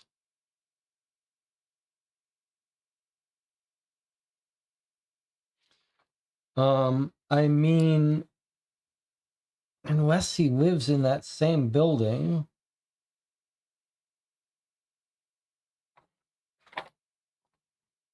You can't really just look up people like you could in Sherlock Holmes Consulting Detective, so we can't really find it. I guess, I mean, we've got lots of energy left, but we've got no place we know to go other than...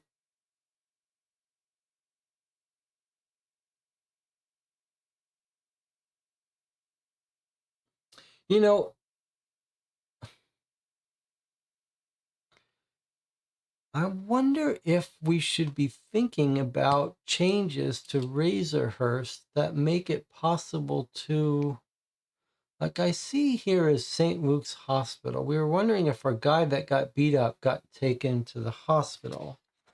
We went to St. Vincent's. We were hoping to talk to them there. We weren't allowed to, but if we wanted to go to St. Luke's Hospital, could we do that? We'd have to look up Rosalind Street. We'd have to know where the entrance was. It's weird because this directory we haven't had occasion to use yet.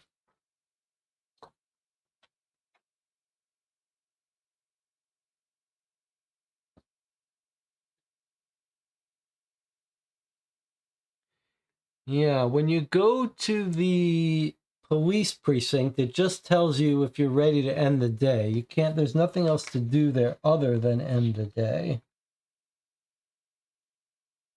All right, let's make a list of things that are available for us to do. I mean, we could just be knocking on doors at Eaton Avenue.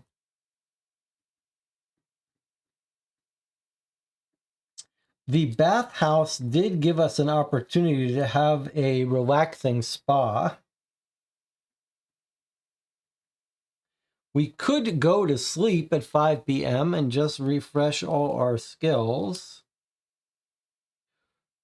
Or there could be some place that we've overlooked.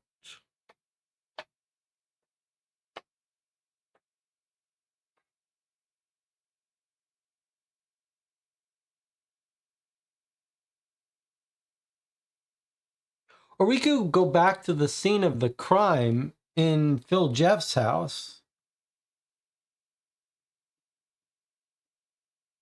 I mean,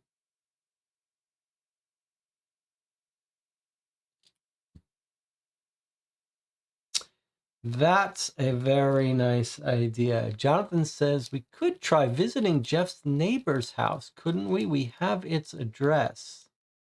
I like that idea. Let's try it. Let's try it. It's not gonna work though. It's not gonna work. I can tell you why it's not gonna work. And that's because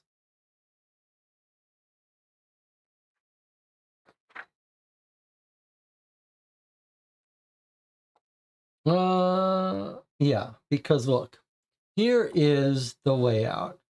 Here's Phil Jeffs at 23, and here's the neighbor at 21, right? But we've already been to 21, 22, and 23. I'm not sure what got us to read 21. Maybe when we were looking at the shell casing or here.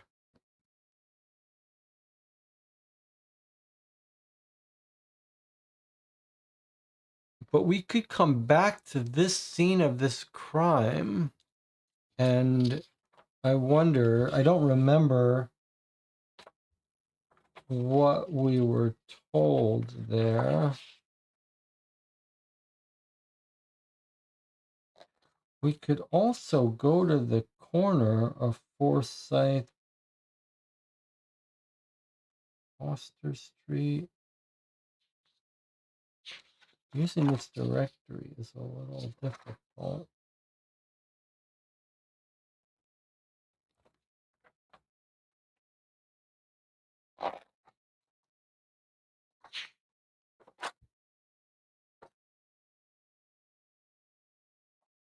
Oh, wait, there was Rainbow Street.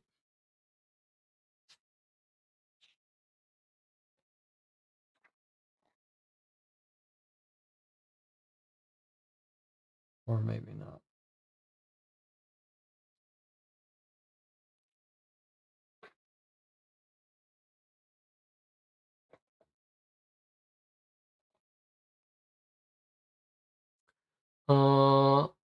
Anything from the pictures in the newspaper?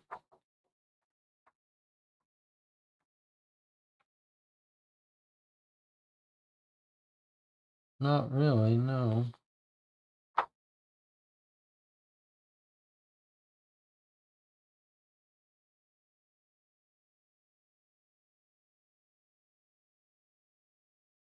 Well, there's the Daily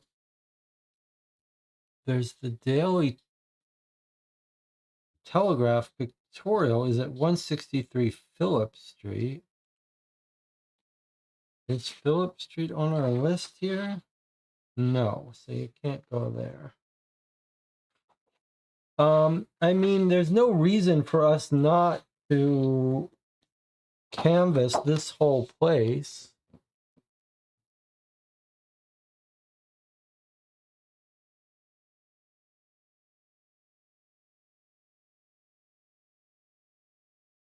Unless we're missing something.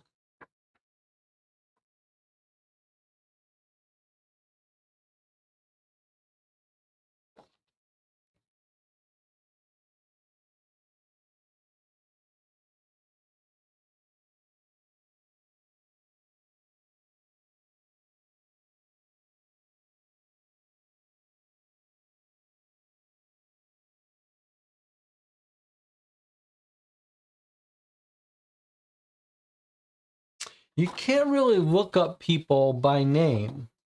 The directory is not arranged by name. It's arranged by street name. So unless you know what street someone is on, it's hard to find them. So you really have to know exactly what house you're trying to find. And then only some of the streets can be found, and only if they're on one of these streets.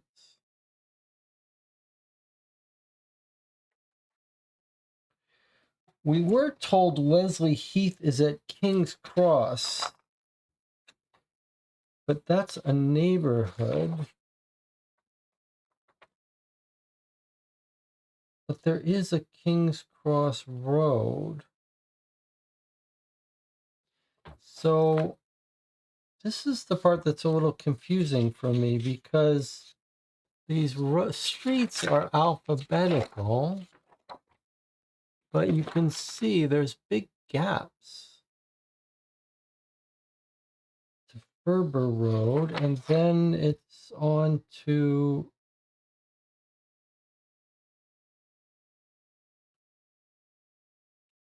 Pitt Street.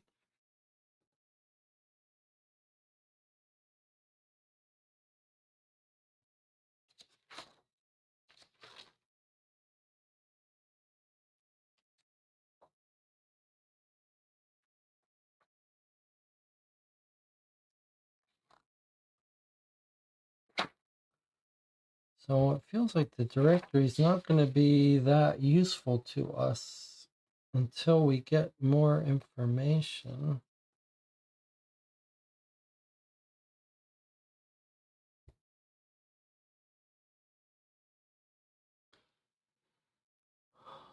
Can we go to the King's Cross station? Well, that's an interesting idea.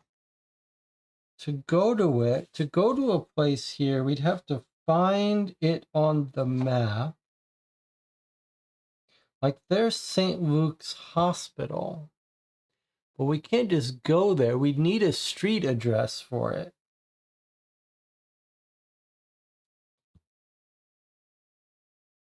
And we don't know what the street address is. And then with the street address, we could look it up here. So if we wanted to try St. Luke's Hospital, we could guess that it's at this address, 79 Roslyn. If we were right about that, then we could try to look it up here, which would be 279. And it would be unlikely that it would be... No, that's not the right place. Doesn't look like that's a major mechanic here. Okay, I think we just have to go back and spend our day looking around here. There's lots of stuff we haven't done here. Now we suspect there might be a drug dealer here. So I guess we're going to go back here, unless anyone can think of anything we haven't done. We could go back to Phil Jeff's house. I don't remember if there was anything to do like that said, if it's day 1, day 2.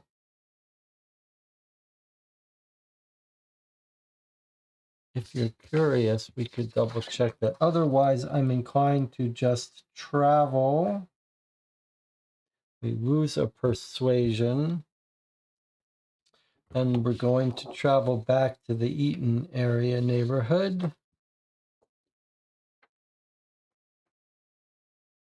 which is in Area C. And we'll start visiting people here and do more canvassing. Okay, so Eaton Avenue is 42. Here we are back here. Okay, so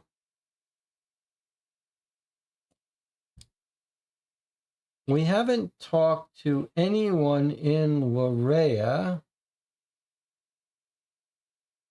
but that's pretty far away from the fight. We haven't spent much time talking to people in Omeo, and that was right next to it. So let's try some of these people in Omeo. I guess maybe 147. These people have a good view. Okay, so let's go to Omeo, which is 129. And let's try some ground floor people here. Paxton. The young lady who opens the door to your knock was not at home during the riot and can't tell you anything new. Okay. That's fine.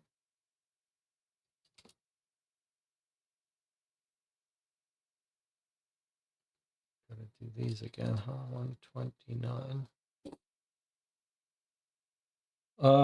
Next up is Ray Taylor, 145. Flat 4 of the Omeo building looks directly across to the Palm Courts Flats building near where the brawl began, but the resident, Miss Ray Taylor, says she was too scared to watch.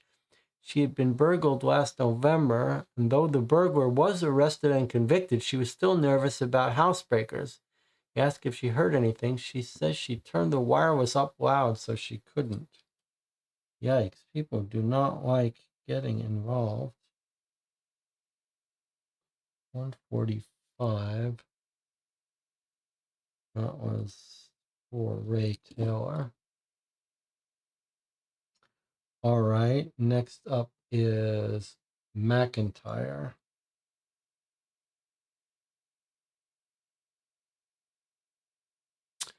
A young woman responds to your knock and listens carefully as you introduce yourself and your business. Yes, she heard the riot, stayed safely in her room. No, she cannot tell you anything new about it. You thank her and leave. Okay, so that eats up another time, which eats up another persuasion. Okay, now we go back. All right, so it goes 147. Maybe we cross the street and talk to more people bound where the suit was left. So let's go back onto the street, go back to Palm Court. We talked to one, we talked to two. Let's go to the rest of these people, I guess. 5 is Collins. Knows nothing.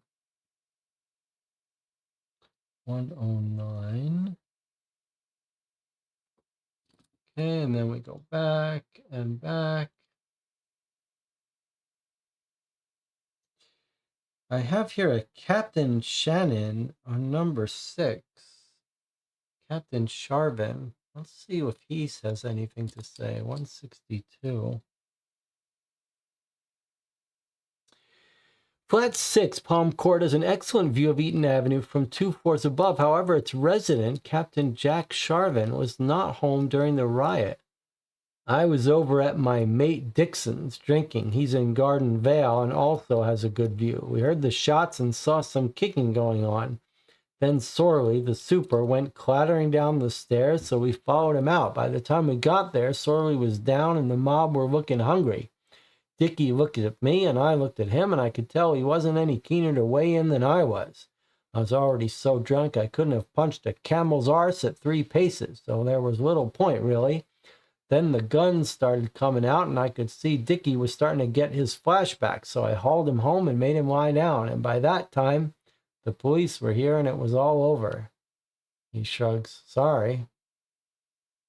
Dixon's at Garden Vale, so probably we don't need to visit Captain Dixon.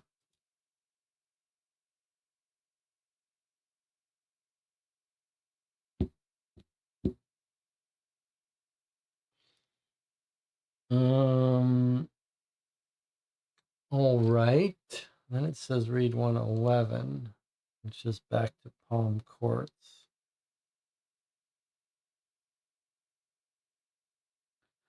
I guess I'm going to keep doing this. Time is not passing.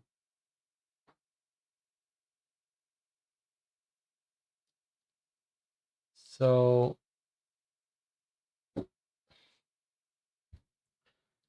117. If knowledge G is not underlined, test your observation. What have we got here?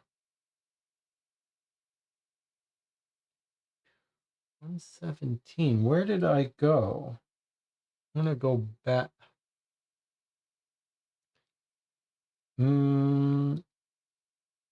I need to know whose apartment I just knocked at, so I'm gonna go back and do it again. Can someone tell me what unit I just knocked on? I guess it doesn't matter. We're going, G is not underlined, so I'm going to test our observation. It's already at a 6, so no matter what we get, we're going to pass it. So we're going to go to 28. 117 to 28.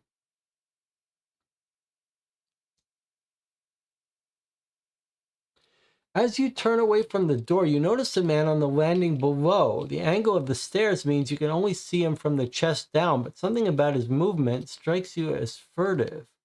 You pause and listen as he knocks on the door of flat 8 with the distinctive rhythm. Rat-tat-tat, tat-tat, tat-tat. You wait in the shadows at the top of the stairs as the door cracks open below. The visitor reaches into a pocket for some money, passes it through the door.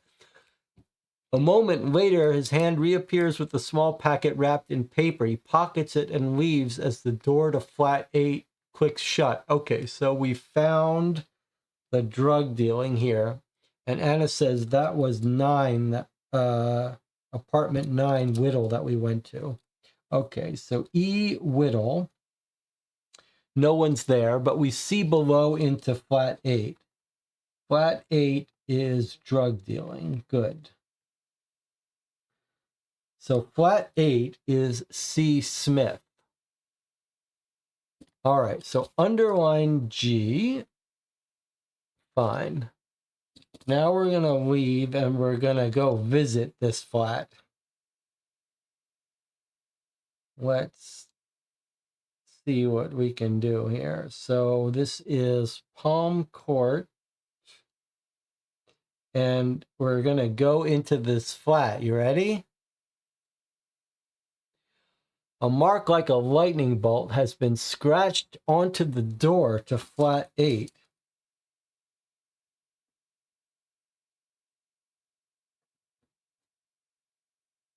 Lightning bolt, huh? A sign for drug. Okay, knowledge G is underlined, so now we read 41. So 201, 41. All right, here we go.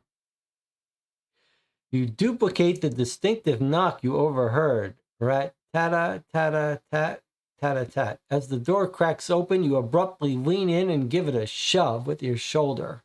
Circle knowledge G. Then test your force. It's greater than 6. Okay, here we go. We're pushing our way in. We got a 4, so we actually need to roll a 3 here. But the good news is we don't have that much to do today, so we could spend some stuff. All right, here we go. So we've got a native 4. We need a 3 to beat this. Okay, there's our 6. So we did push our way in. Lillian's been working out. 29.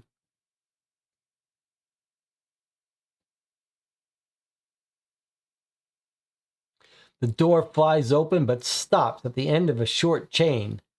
Steady on, grunts the large man inside. As he looks up, you recognize Charles Passmore, a notorious drug dealer. You drop your own head quickly, hiding your face under the brim of your hat, hoping he didn't recognize you. Underline knowledge H. Okay, done. Then read 75. All right, 75. We're making some progress here. The man holds the door firmly, open just a crack. What do you want? Silently, you pass 10 shillings through the gap, and a moment later he passes out a small paper parcel. Then he shoves the door shut, and you hear the lock engaging. Underlying knowledge alpha. I guess some of these things we're going to be able to test and find out which drugs are being cut with what. Okay, and then read 216. So lightning bolt got us to 75. 216, is that leaving us? Knowledge A, yes.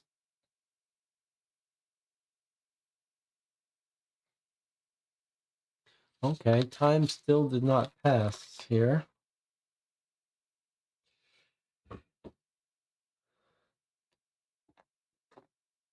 Well,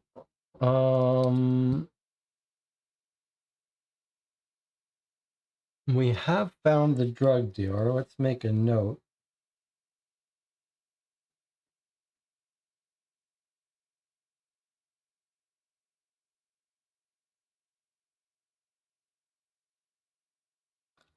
There was our drug dealer.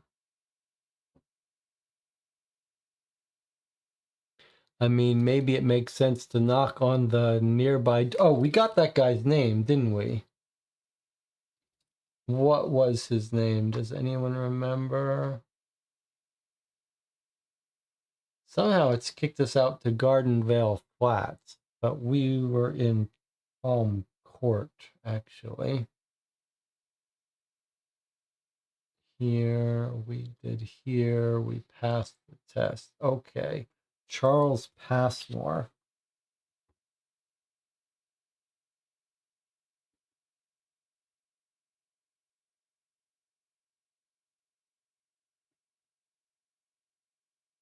Drug dealer. We're still trying to find if possibly our guy is the young man who started all the fights is actually in an apartment with a woman. Maybe we should take this moving to the left seriously and see if we can't find someone in here or here that's a woman that might be harboring him.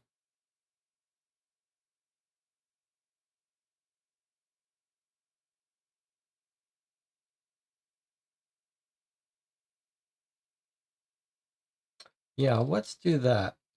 Let's head to the Kunana and see if we can't, or the Larea, and see if we can't find a woman that might be harboring our person. Let's go to Larea.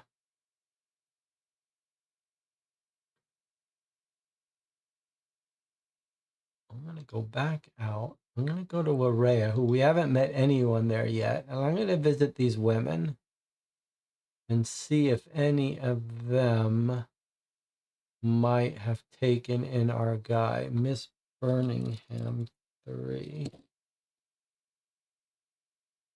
Young woman responds to your knock, listens carefully as you introduce yourself and your business. Yes, she heard the riot, stayed safely in her room. No, she can't tell you anything about it. Okay, and then time passes, which brings our strength down. All right, and then it kicks me back into the street. It's a little uneven in terms of where it kicks us. That was 245. Okay, next up, Miss Birmingham. A young woman. That seems like where we just were. I wish 245, Miss Birmingham. I guess that's where I went already. So I'm not going to count time again. Hinchin 260. A middle-aged lady opens the door and seems very excited to see you. You're ushered in, backed into a chair, and handed a cup of tea. She then embarks on a long and complicated monologue involving her health, her daughter's wastrel husband, and the state of the city's tram cars. In a rare moment, she draws breath and you're able to interject a question about the case. She replies, "Of course, dear, I'm just getting to that," before launching into a detailed review of young people these days and speculating on the brand of washing soap used by the premier's wife. As the tea cools untouched on your knee, you're subjected to detailed psychological assessments of Mr. Newman, her landlord, who's good, the alcoholic resident of flat 10, who's bad, and the British royal family, that's mixed. This leads naturally into a damning report on the outrageous cost of tinned peas. When you eventually extricate yourself, you're surprised to learn that only an hour has passed. It seemed like so much longer. Nonetheless, it was long enough for you to develop a kink in your lower back from the chair in which you were detained. Okay, and then time passes. So we lose an observation. It might not, well, it still seems a little early to go to sleep. It feels like maybe we are wasting our time here in Larea.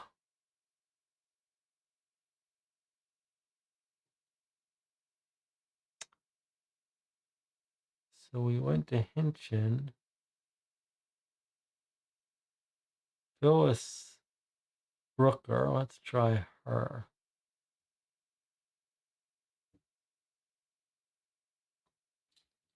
Your knock causes a flurry of activity. Oh, is this our spot? Your knock causes a flurry of activity behind the door marked number 6. Soon it opens a crack and a pretty young blonde peeps warily out through the gap. If knowledge C is underlined, which it is not, read 13. Read 73. Otherwise, read 178. This is Larea, Phyllis Brooker, blonde, suspicious. She could just be having an affair with someone for all we know. Number 6. Okay, but it's not, let's put it, wants C. Let's make a note to ourselves. Underlined C.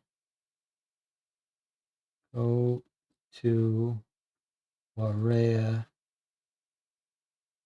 number 6. If we ever get item C. All right, let's see what happens if we don't know anything about that.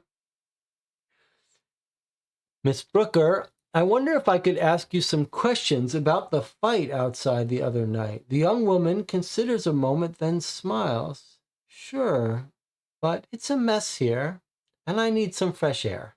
Give me a sec to grab a fag and we can talk outside. She pulls her head away, closing the door firmly behind. A moment later, she slips out and heads down the stairs, her hair tucked inside a close-fitting hat. Once outside in the courtyard of Eaton Avenue, she lights up a slender cigarette and takes a grateful drag. You know, my mom's not that keen on me living here. She shoots a jet of cigarette smoke out the corner of a practiced mouth. She thinks it's dodgy, and she's right. We call it Blood Alley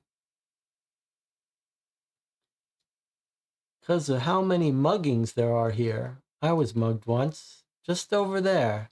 She points with her cigarette. I was heading out, and this young bloke jumped out with a knife, gave me a right surprise. He waits silently as she takes another drag. Course, I told him he's dreaming. Did he really think I'm living in a dodgy neighborhood like this if I had any money? So what happened next, you ask? Phyllis Brooker laughs. Well, he asked me out for a drink, and I went. That's how I met Patty. Got him. Isn't this our... Oh, I thought we got him. Freddie Payne. Maybe that's different. Okay. I think maybe we got him, though. That's how I met my Patty. She stubs out the cigarette and turns to you. Now, you'll want to know about the fight, if you don't mind. Well, Patty came to pick me up about 9 o'clock. He told me to wait here while he nipped over to Garden Vale for a minute. So I was standing about here, just outside my building. There was one or two people coming and going. There were a couple of blokes over there. She points to where the courtyard narrows between Palm Court and Omea. And one of them yells at me.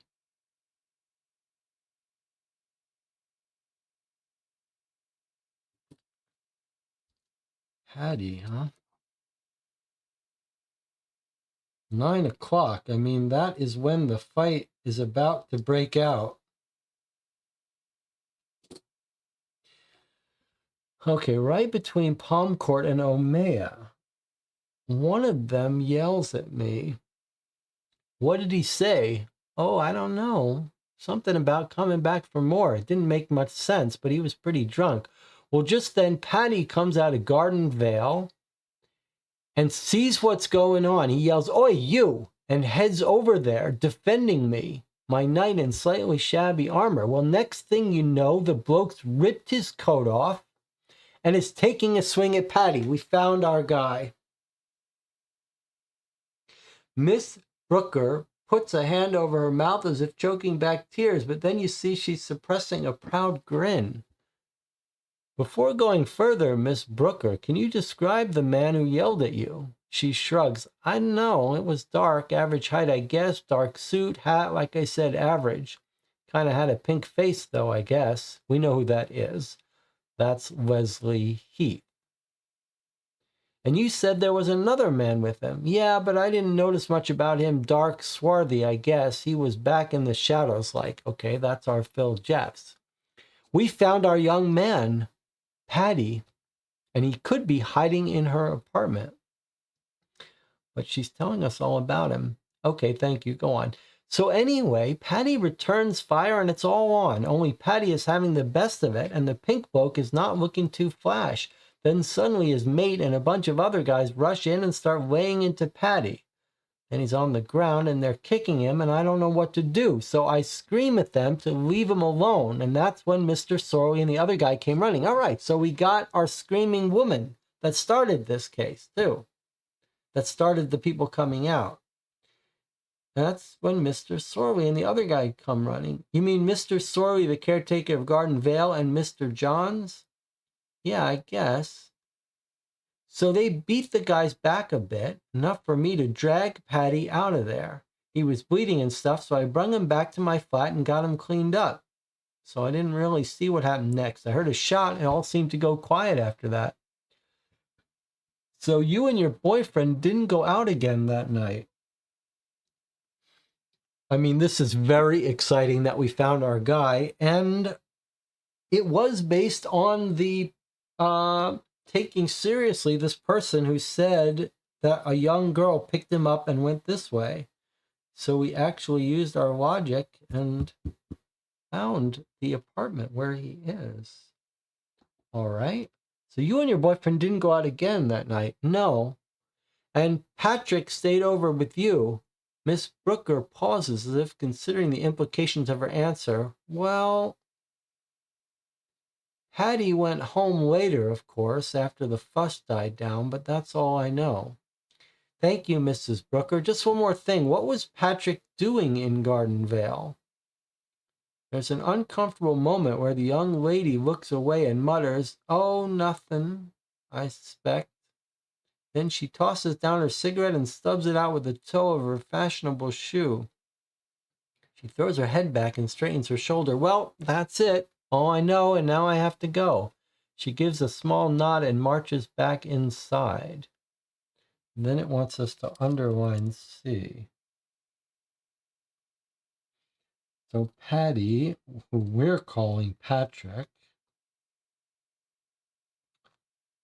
he's her boyfriend. We now have underlined C, so we could knock back on that door with C. Time is passing. Let me mark that. That loses us a course. We're down to 2 force.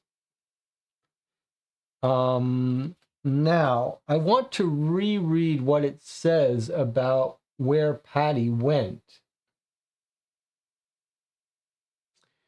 So she meets this guy who is a tough guy. Patty is a tough guy. He tried to rob her at some point. He told me to wait here while he nipped over to Garden Vale. Now, Garden Vale is not where the drug dealer was.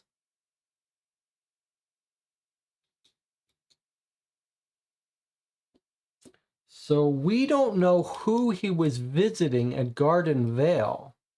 I thought that he was going to be going to get drugs, but Patty comes out of Garden Vale. Seems like we need to fully search Garden Vale now to see where he was visiting.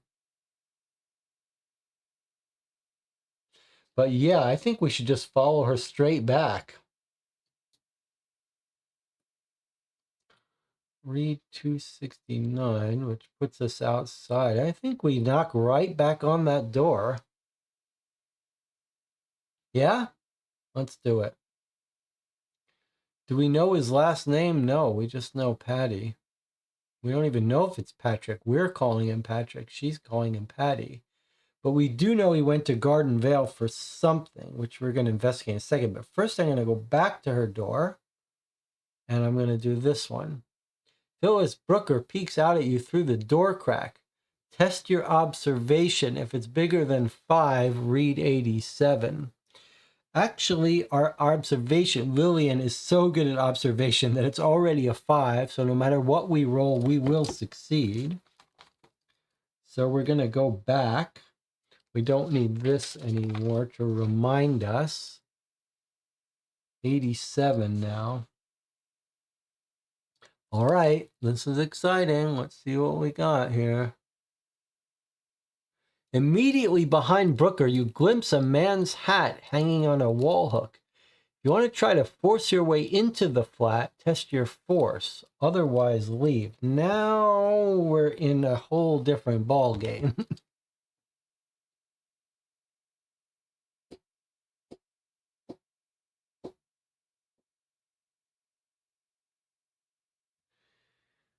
Well, here's an interesting situation. I mean, obviously, we're not well equipped for this test.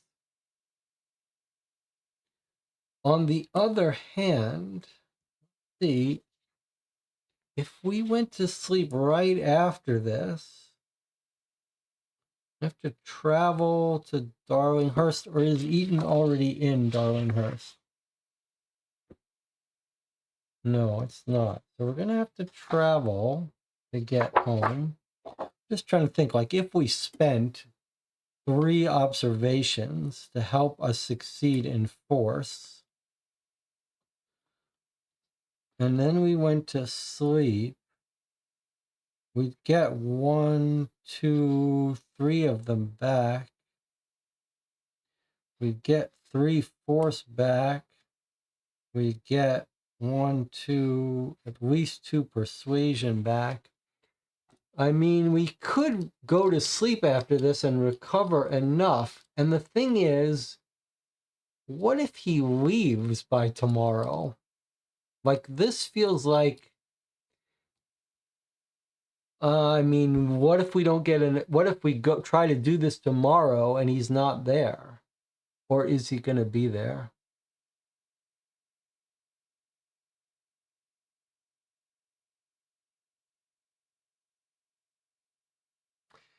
Matt says, let's go for it while we have the chance.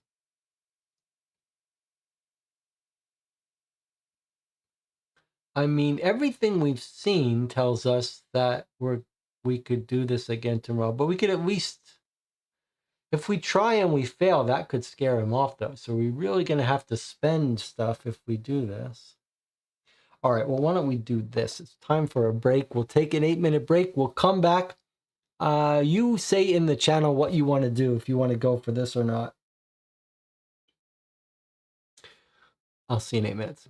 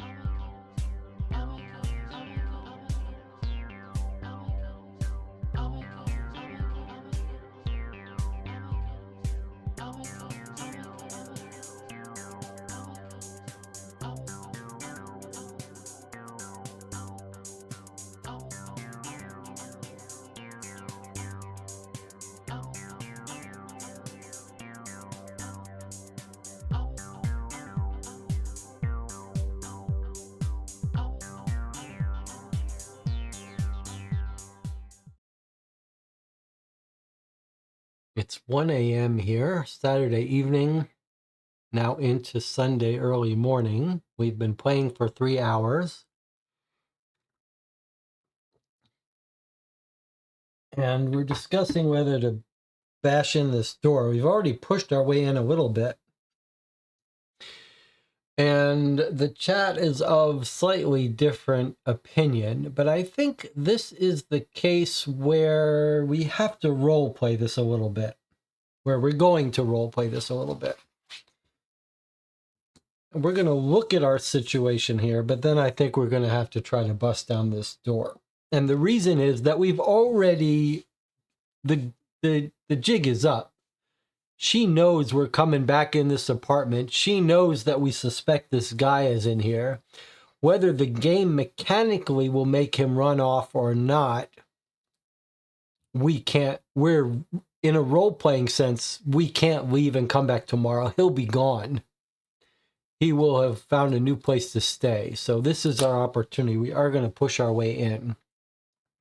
We're going to try, but let's look at where our stats are. If instead of pushing in the door, we just went home, it would take us 1 time tick to move to our police station. And then we go to sleep. We would gain back 1, 2, 3 persuasions. And then we could wake up as early as 6 a.m. We would gain back 3 fights, which would put us back at our max.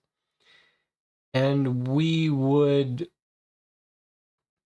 gain back 2 observations and lose 1. So actually we would be only at 6 if we woke up at 6 a.m. Of course, we could sleep a little bit later and bump these up. So we could get our stats mostly back to their max. Not quite, but mostly. If we head back home now without busting in this door. And nothing wasted. And we could get up early.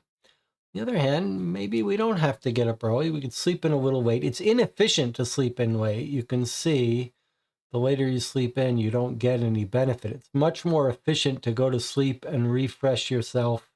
It's much more efficient to go to sleep early and wake up early than it is to go to sleep late and wake up late.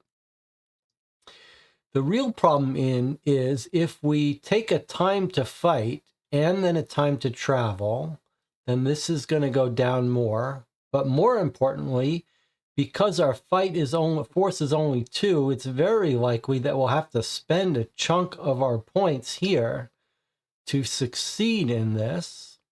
Then we will really have to sleep late, or we'll start out really under the gun tomorrow.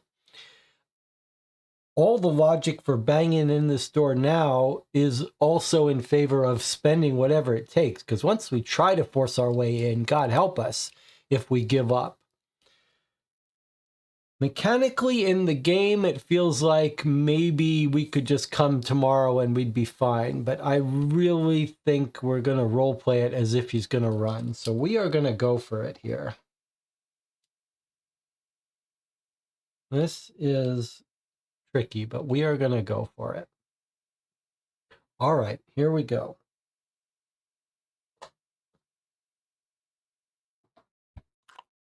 So we have a base of 2. We need to get a 7. So we need to roll or bump ourselves up to a 5. And remember, we have 1 cheat.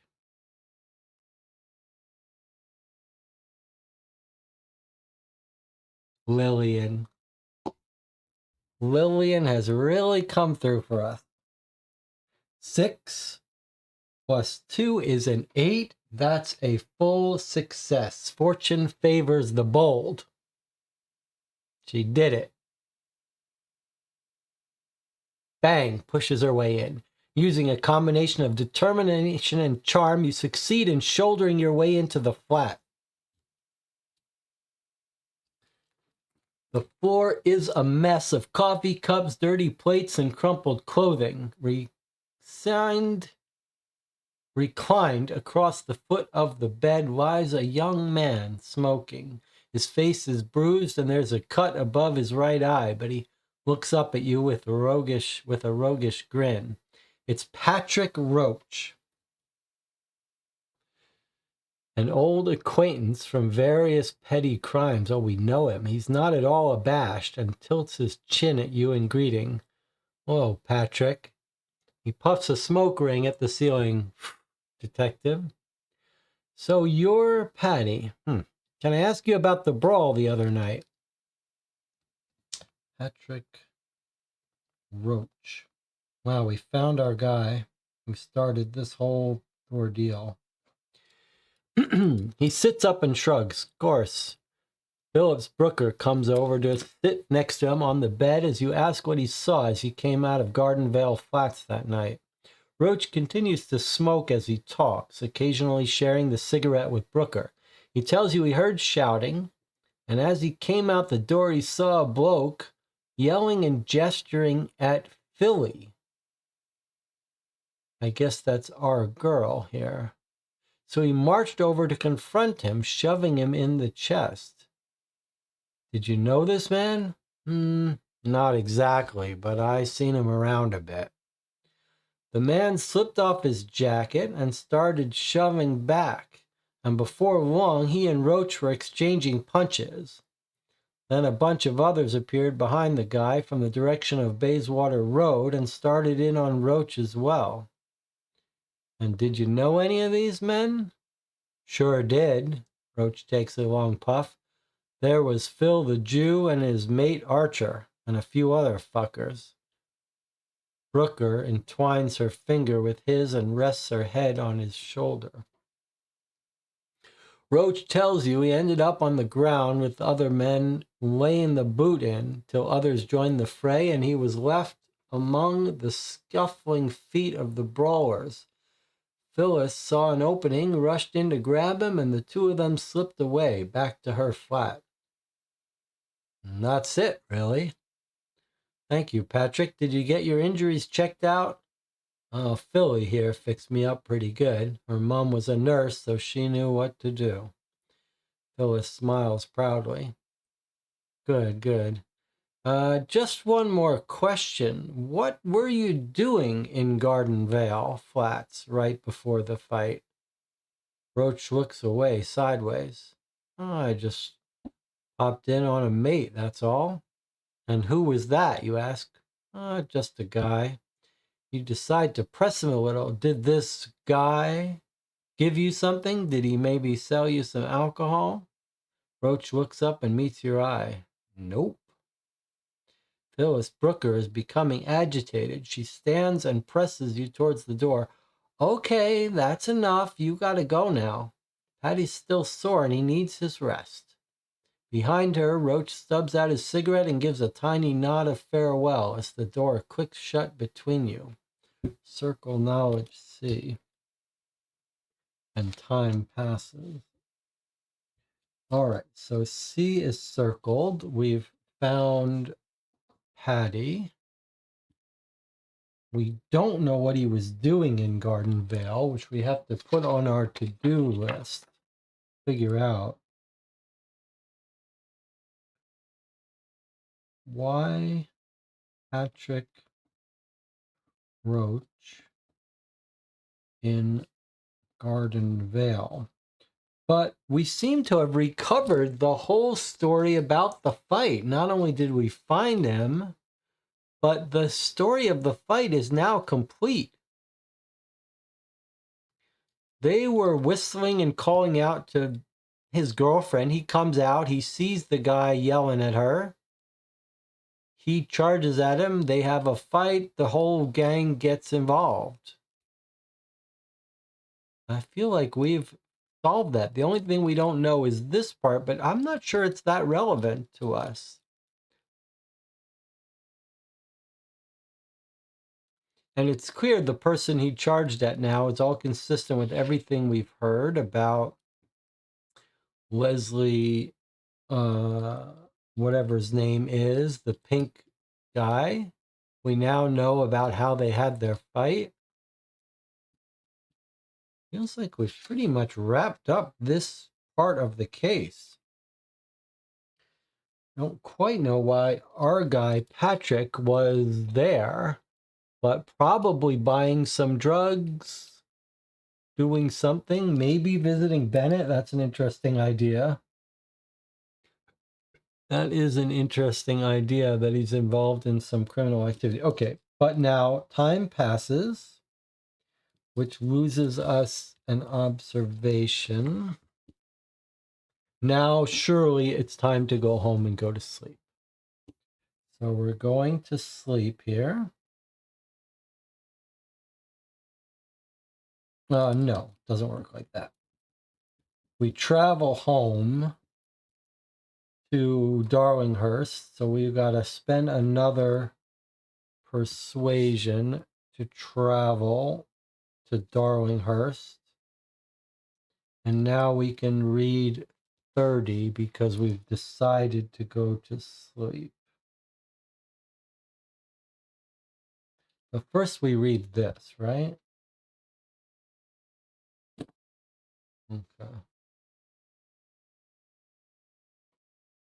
And that was 118. All right.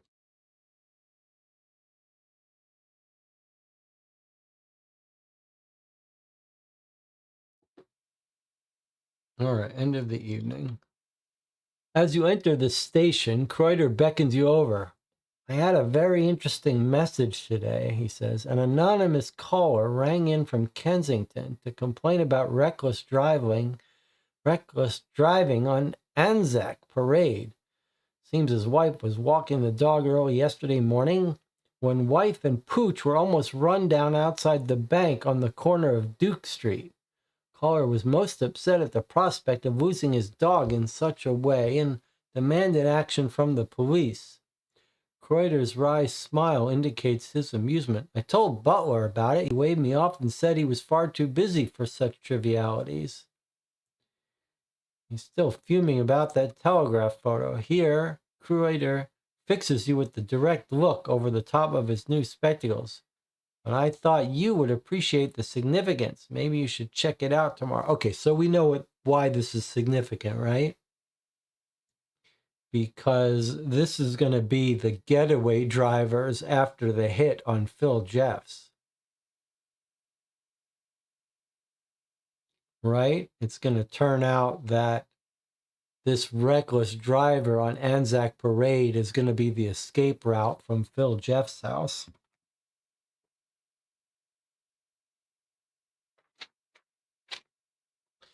So 30, end of Thursday.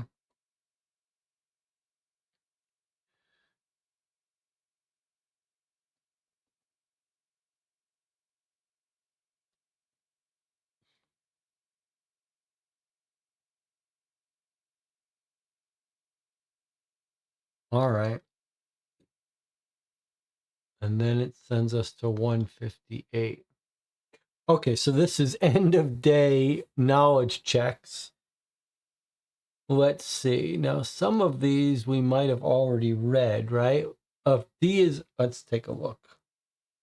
So this is a clever system because the way it works is the ones we've, whoops, what do we want to do here? Yeah. So the ones we've already circled, we don't need to do this because this is how they get from underlined to circled. So let's see. PRYZ, it's strange that it's in an odd order. The only one we have underlined is alpha, K, HIK, and alpha. Okay, so let's see. Let's do them in order. HIK. K comes first.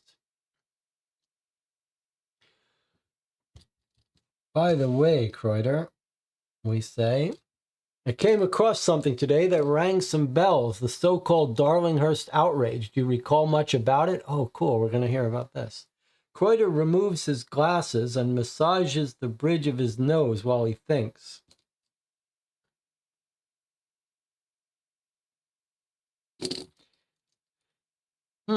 Must have been a little over a year ago. A woman, Maddox, and her husband came in claiming she'd been abducted and raped in Bayswater Road, actually just down from Eaton Avenue. Turned out to be our friend Jeffs and some of his mates. She said they dragged her into a basement flat, the King's Lynn, took turns molesting her. She said one of them performed an unspeakable indecency on her. You can imagine how the press loved that. Sold a lot of newspapers.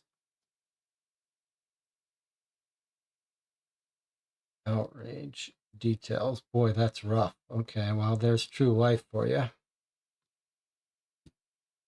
Anyway, our story seemed to add up enough that we charged Jeffs and company and brought it to trial. Of course, the defense dragged Mrs. Maddox through the dirt. They made it all about her, essentially putting her on trial instead of Jeffs and his gang. They claimed she had a history of prostitution and that she went willingly to have sex for money.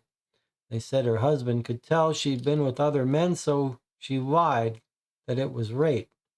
Basically, they painted her as the worst kind of woman and a willing victim. Must have cost her every scrap of dignity and self-respect to go through all that in such a public way. Well, that's pretty rough.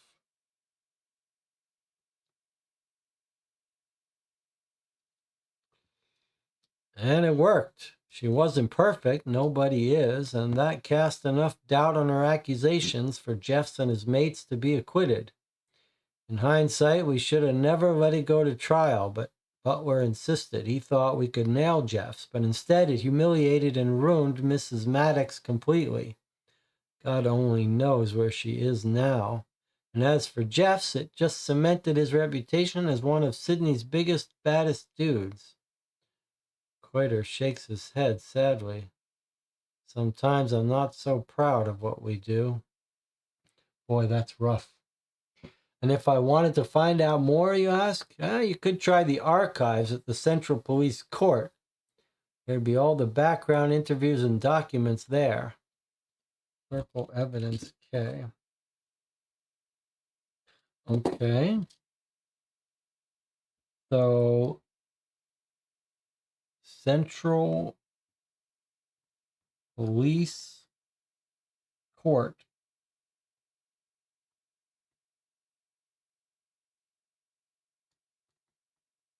Okay, let's put that on our to-do list. We have to find out where that is. Central Police Court. And we're getting that from number 242.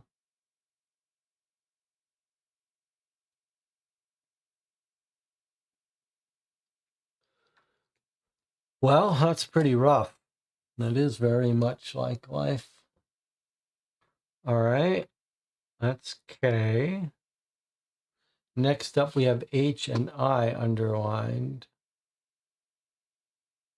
Looks like we got this one. So I've also got this, Kreuter. You say, taking out the sample of cocaine you collected from Patsy Neal.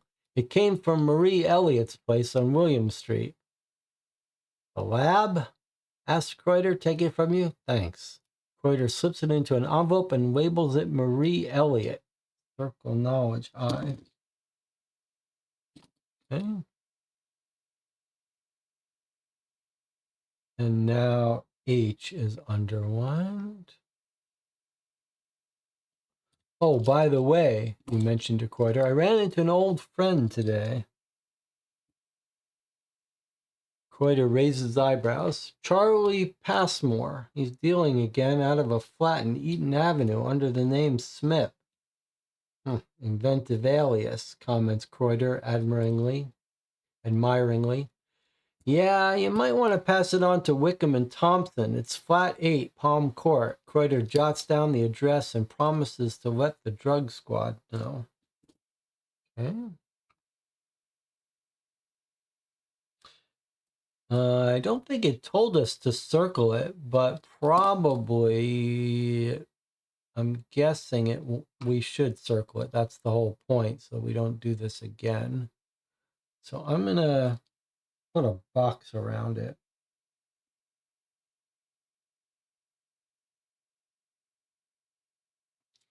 And then we have the alpha underlined, but we're not told to check for it. So that's it there. Finally, go home to sleep. Next morning, read 199. Now, that seems like another bug.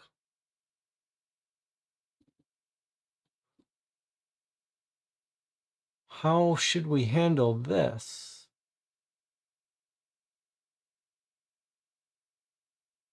First of all, why is it telling us next morning read 199, but this thing is saying next morning we should read 175. All right, let's make a note. That could be a bug. Entry 158 says Friday morning read 199, but Friday morning says different. All right, well, we'll just make a note of that. Doesn't affect us right now anyway. Okay, let's do our sleep now. So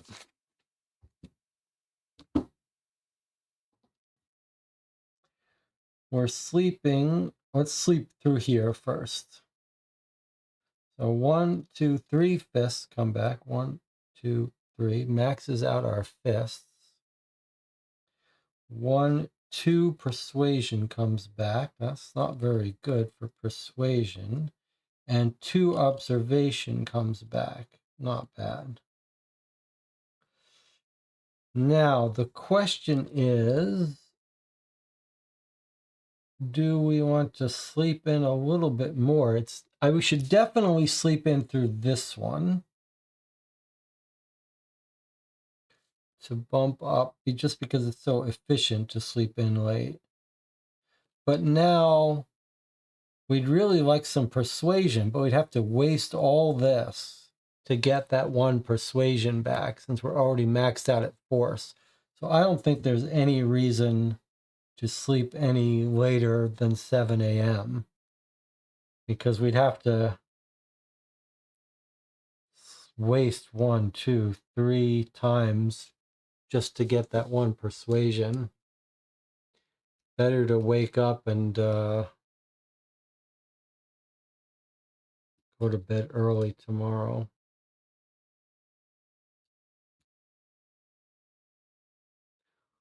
Well, hurts a little to start out with such low persuasion, but on the other hand, we'll just spend our other stuff and then go to sleep early.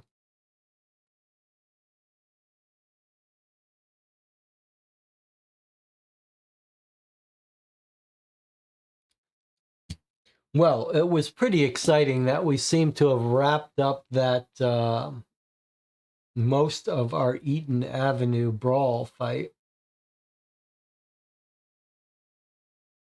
We'll lose another persuasion at 10. Well, that's an interesting point. You make a good point that not sleeping through this, not only do we not gain it, but we're going to lose it early enough. It's true. It's all true. But that's a lot of extra time. And to have this one be completely wasted, I still think we should get up. We'll get up and our persuasion will drop to 0, so be it. It just means we can end our day earlier and refresh it.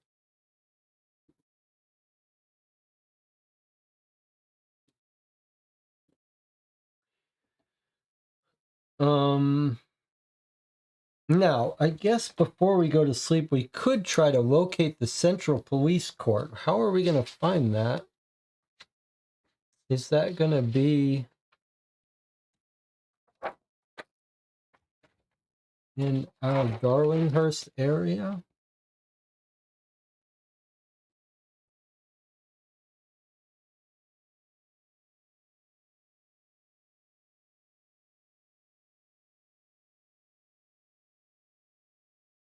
I'm not completely sold on this map system,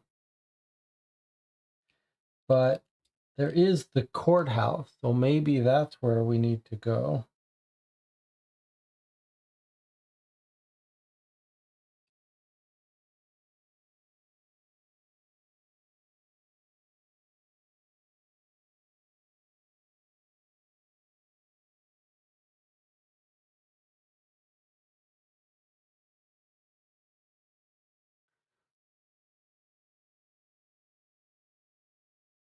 All right, so what are we going to do? Shall we end this session here and then pick up Friday tomorrow evening?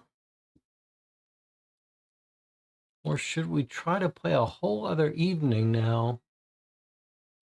I haven't heard from Jonathan Warner in a while. I guess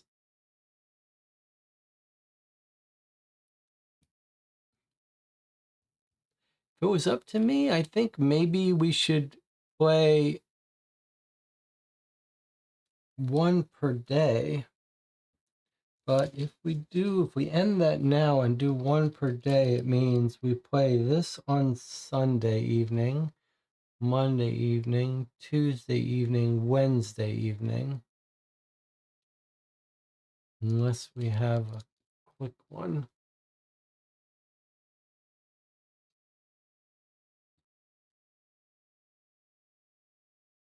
Today's Saturday. No, we should end here. I know Anna says I want to do another game day. I think we should end here. And that's because this is a nice, clean place to end. We've sort of tied up a bunch of loose ends. And tomorrow afternoon, we're playing a New York Noir play-by-mail game. So it's actually very nice to have these loose ends wrapped up and have a clear head so that we can get together tomorrow afternoon. So we're going to end here. It's a good sign. Oh, when in doubt, end early while we're fresh.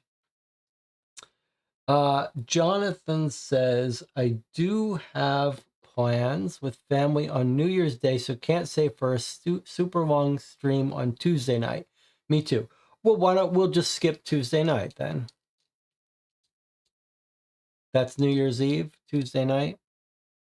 All right, that's fine. We'll just skip New Year's night, or I'll play something else other than this. All right. Remember, there is a Board Game Geek Guild for this channel. If you want to help us make scheduling decisions, you can stop by there and speak up. There's also a Discord server. That's another place we talk about planning. It looks like there's agreement Tuesday night doesn't work. So we'll skip Tuesday night. At least we won't play Razorhurst Tuesday night. Thank you for joining me. Fun session today. A little bit of rough patches here and there, but we did figure out the key thing that we've been tracking for the last couple days. Pretty exciting. I'll see you all tomorrow afternoon for Matt C's New York Noir Improv by Mail, and then Sunday night for our next game. See ya.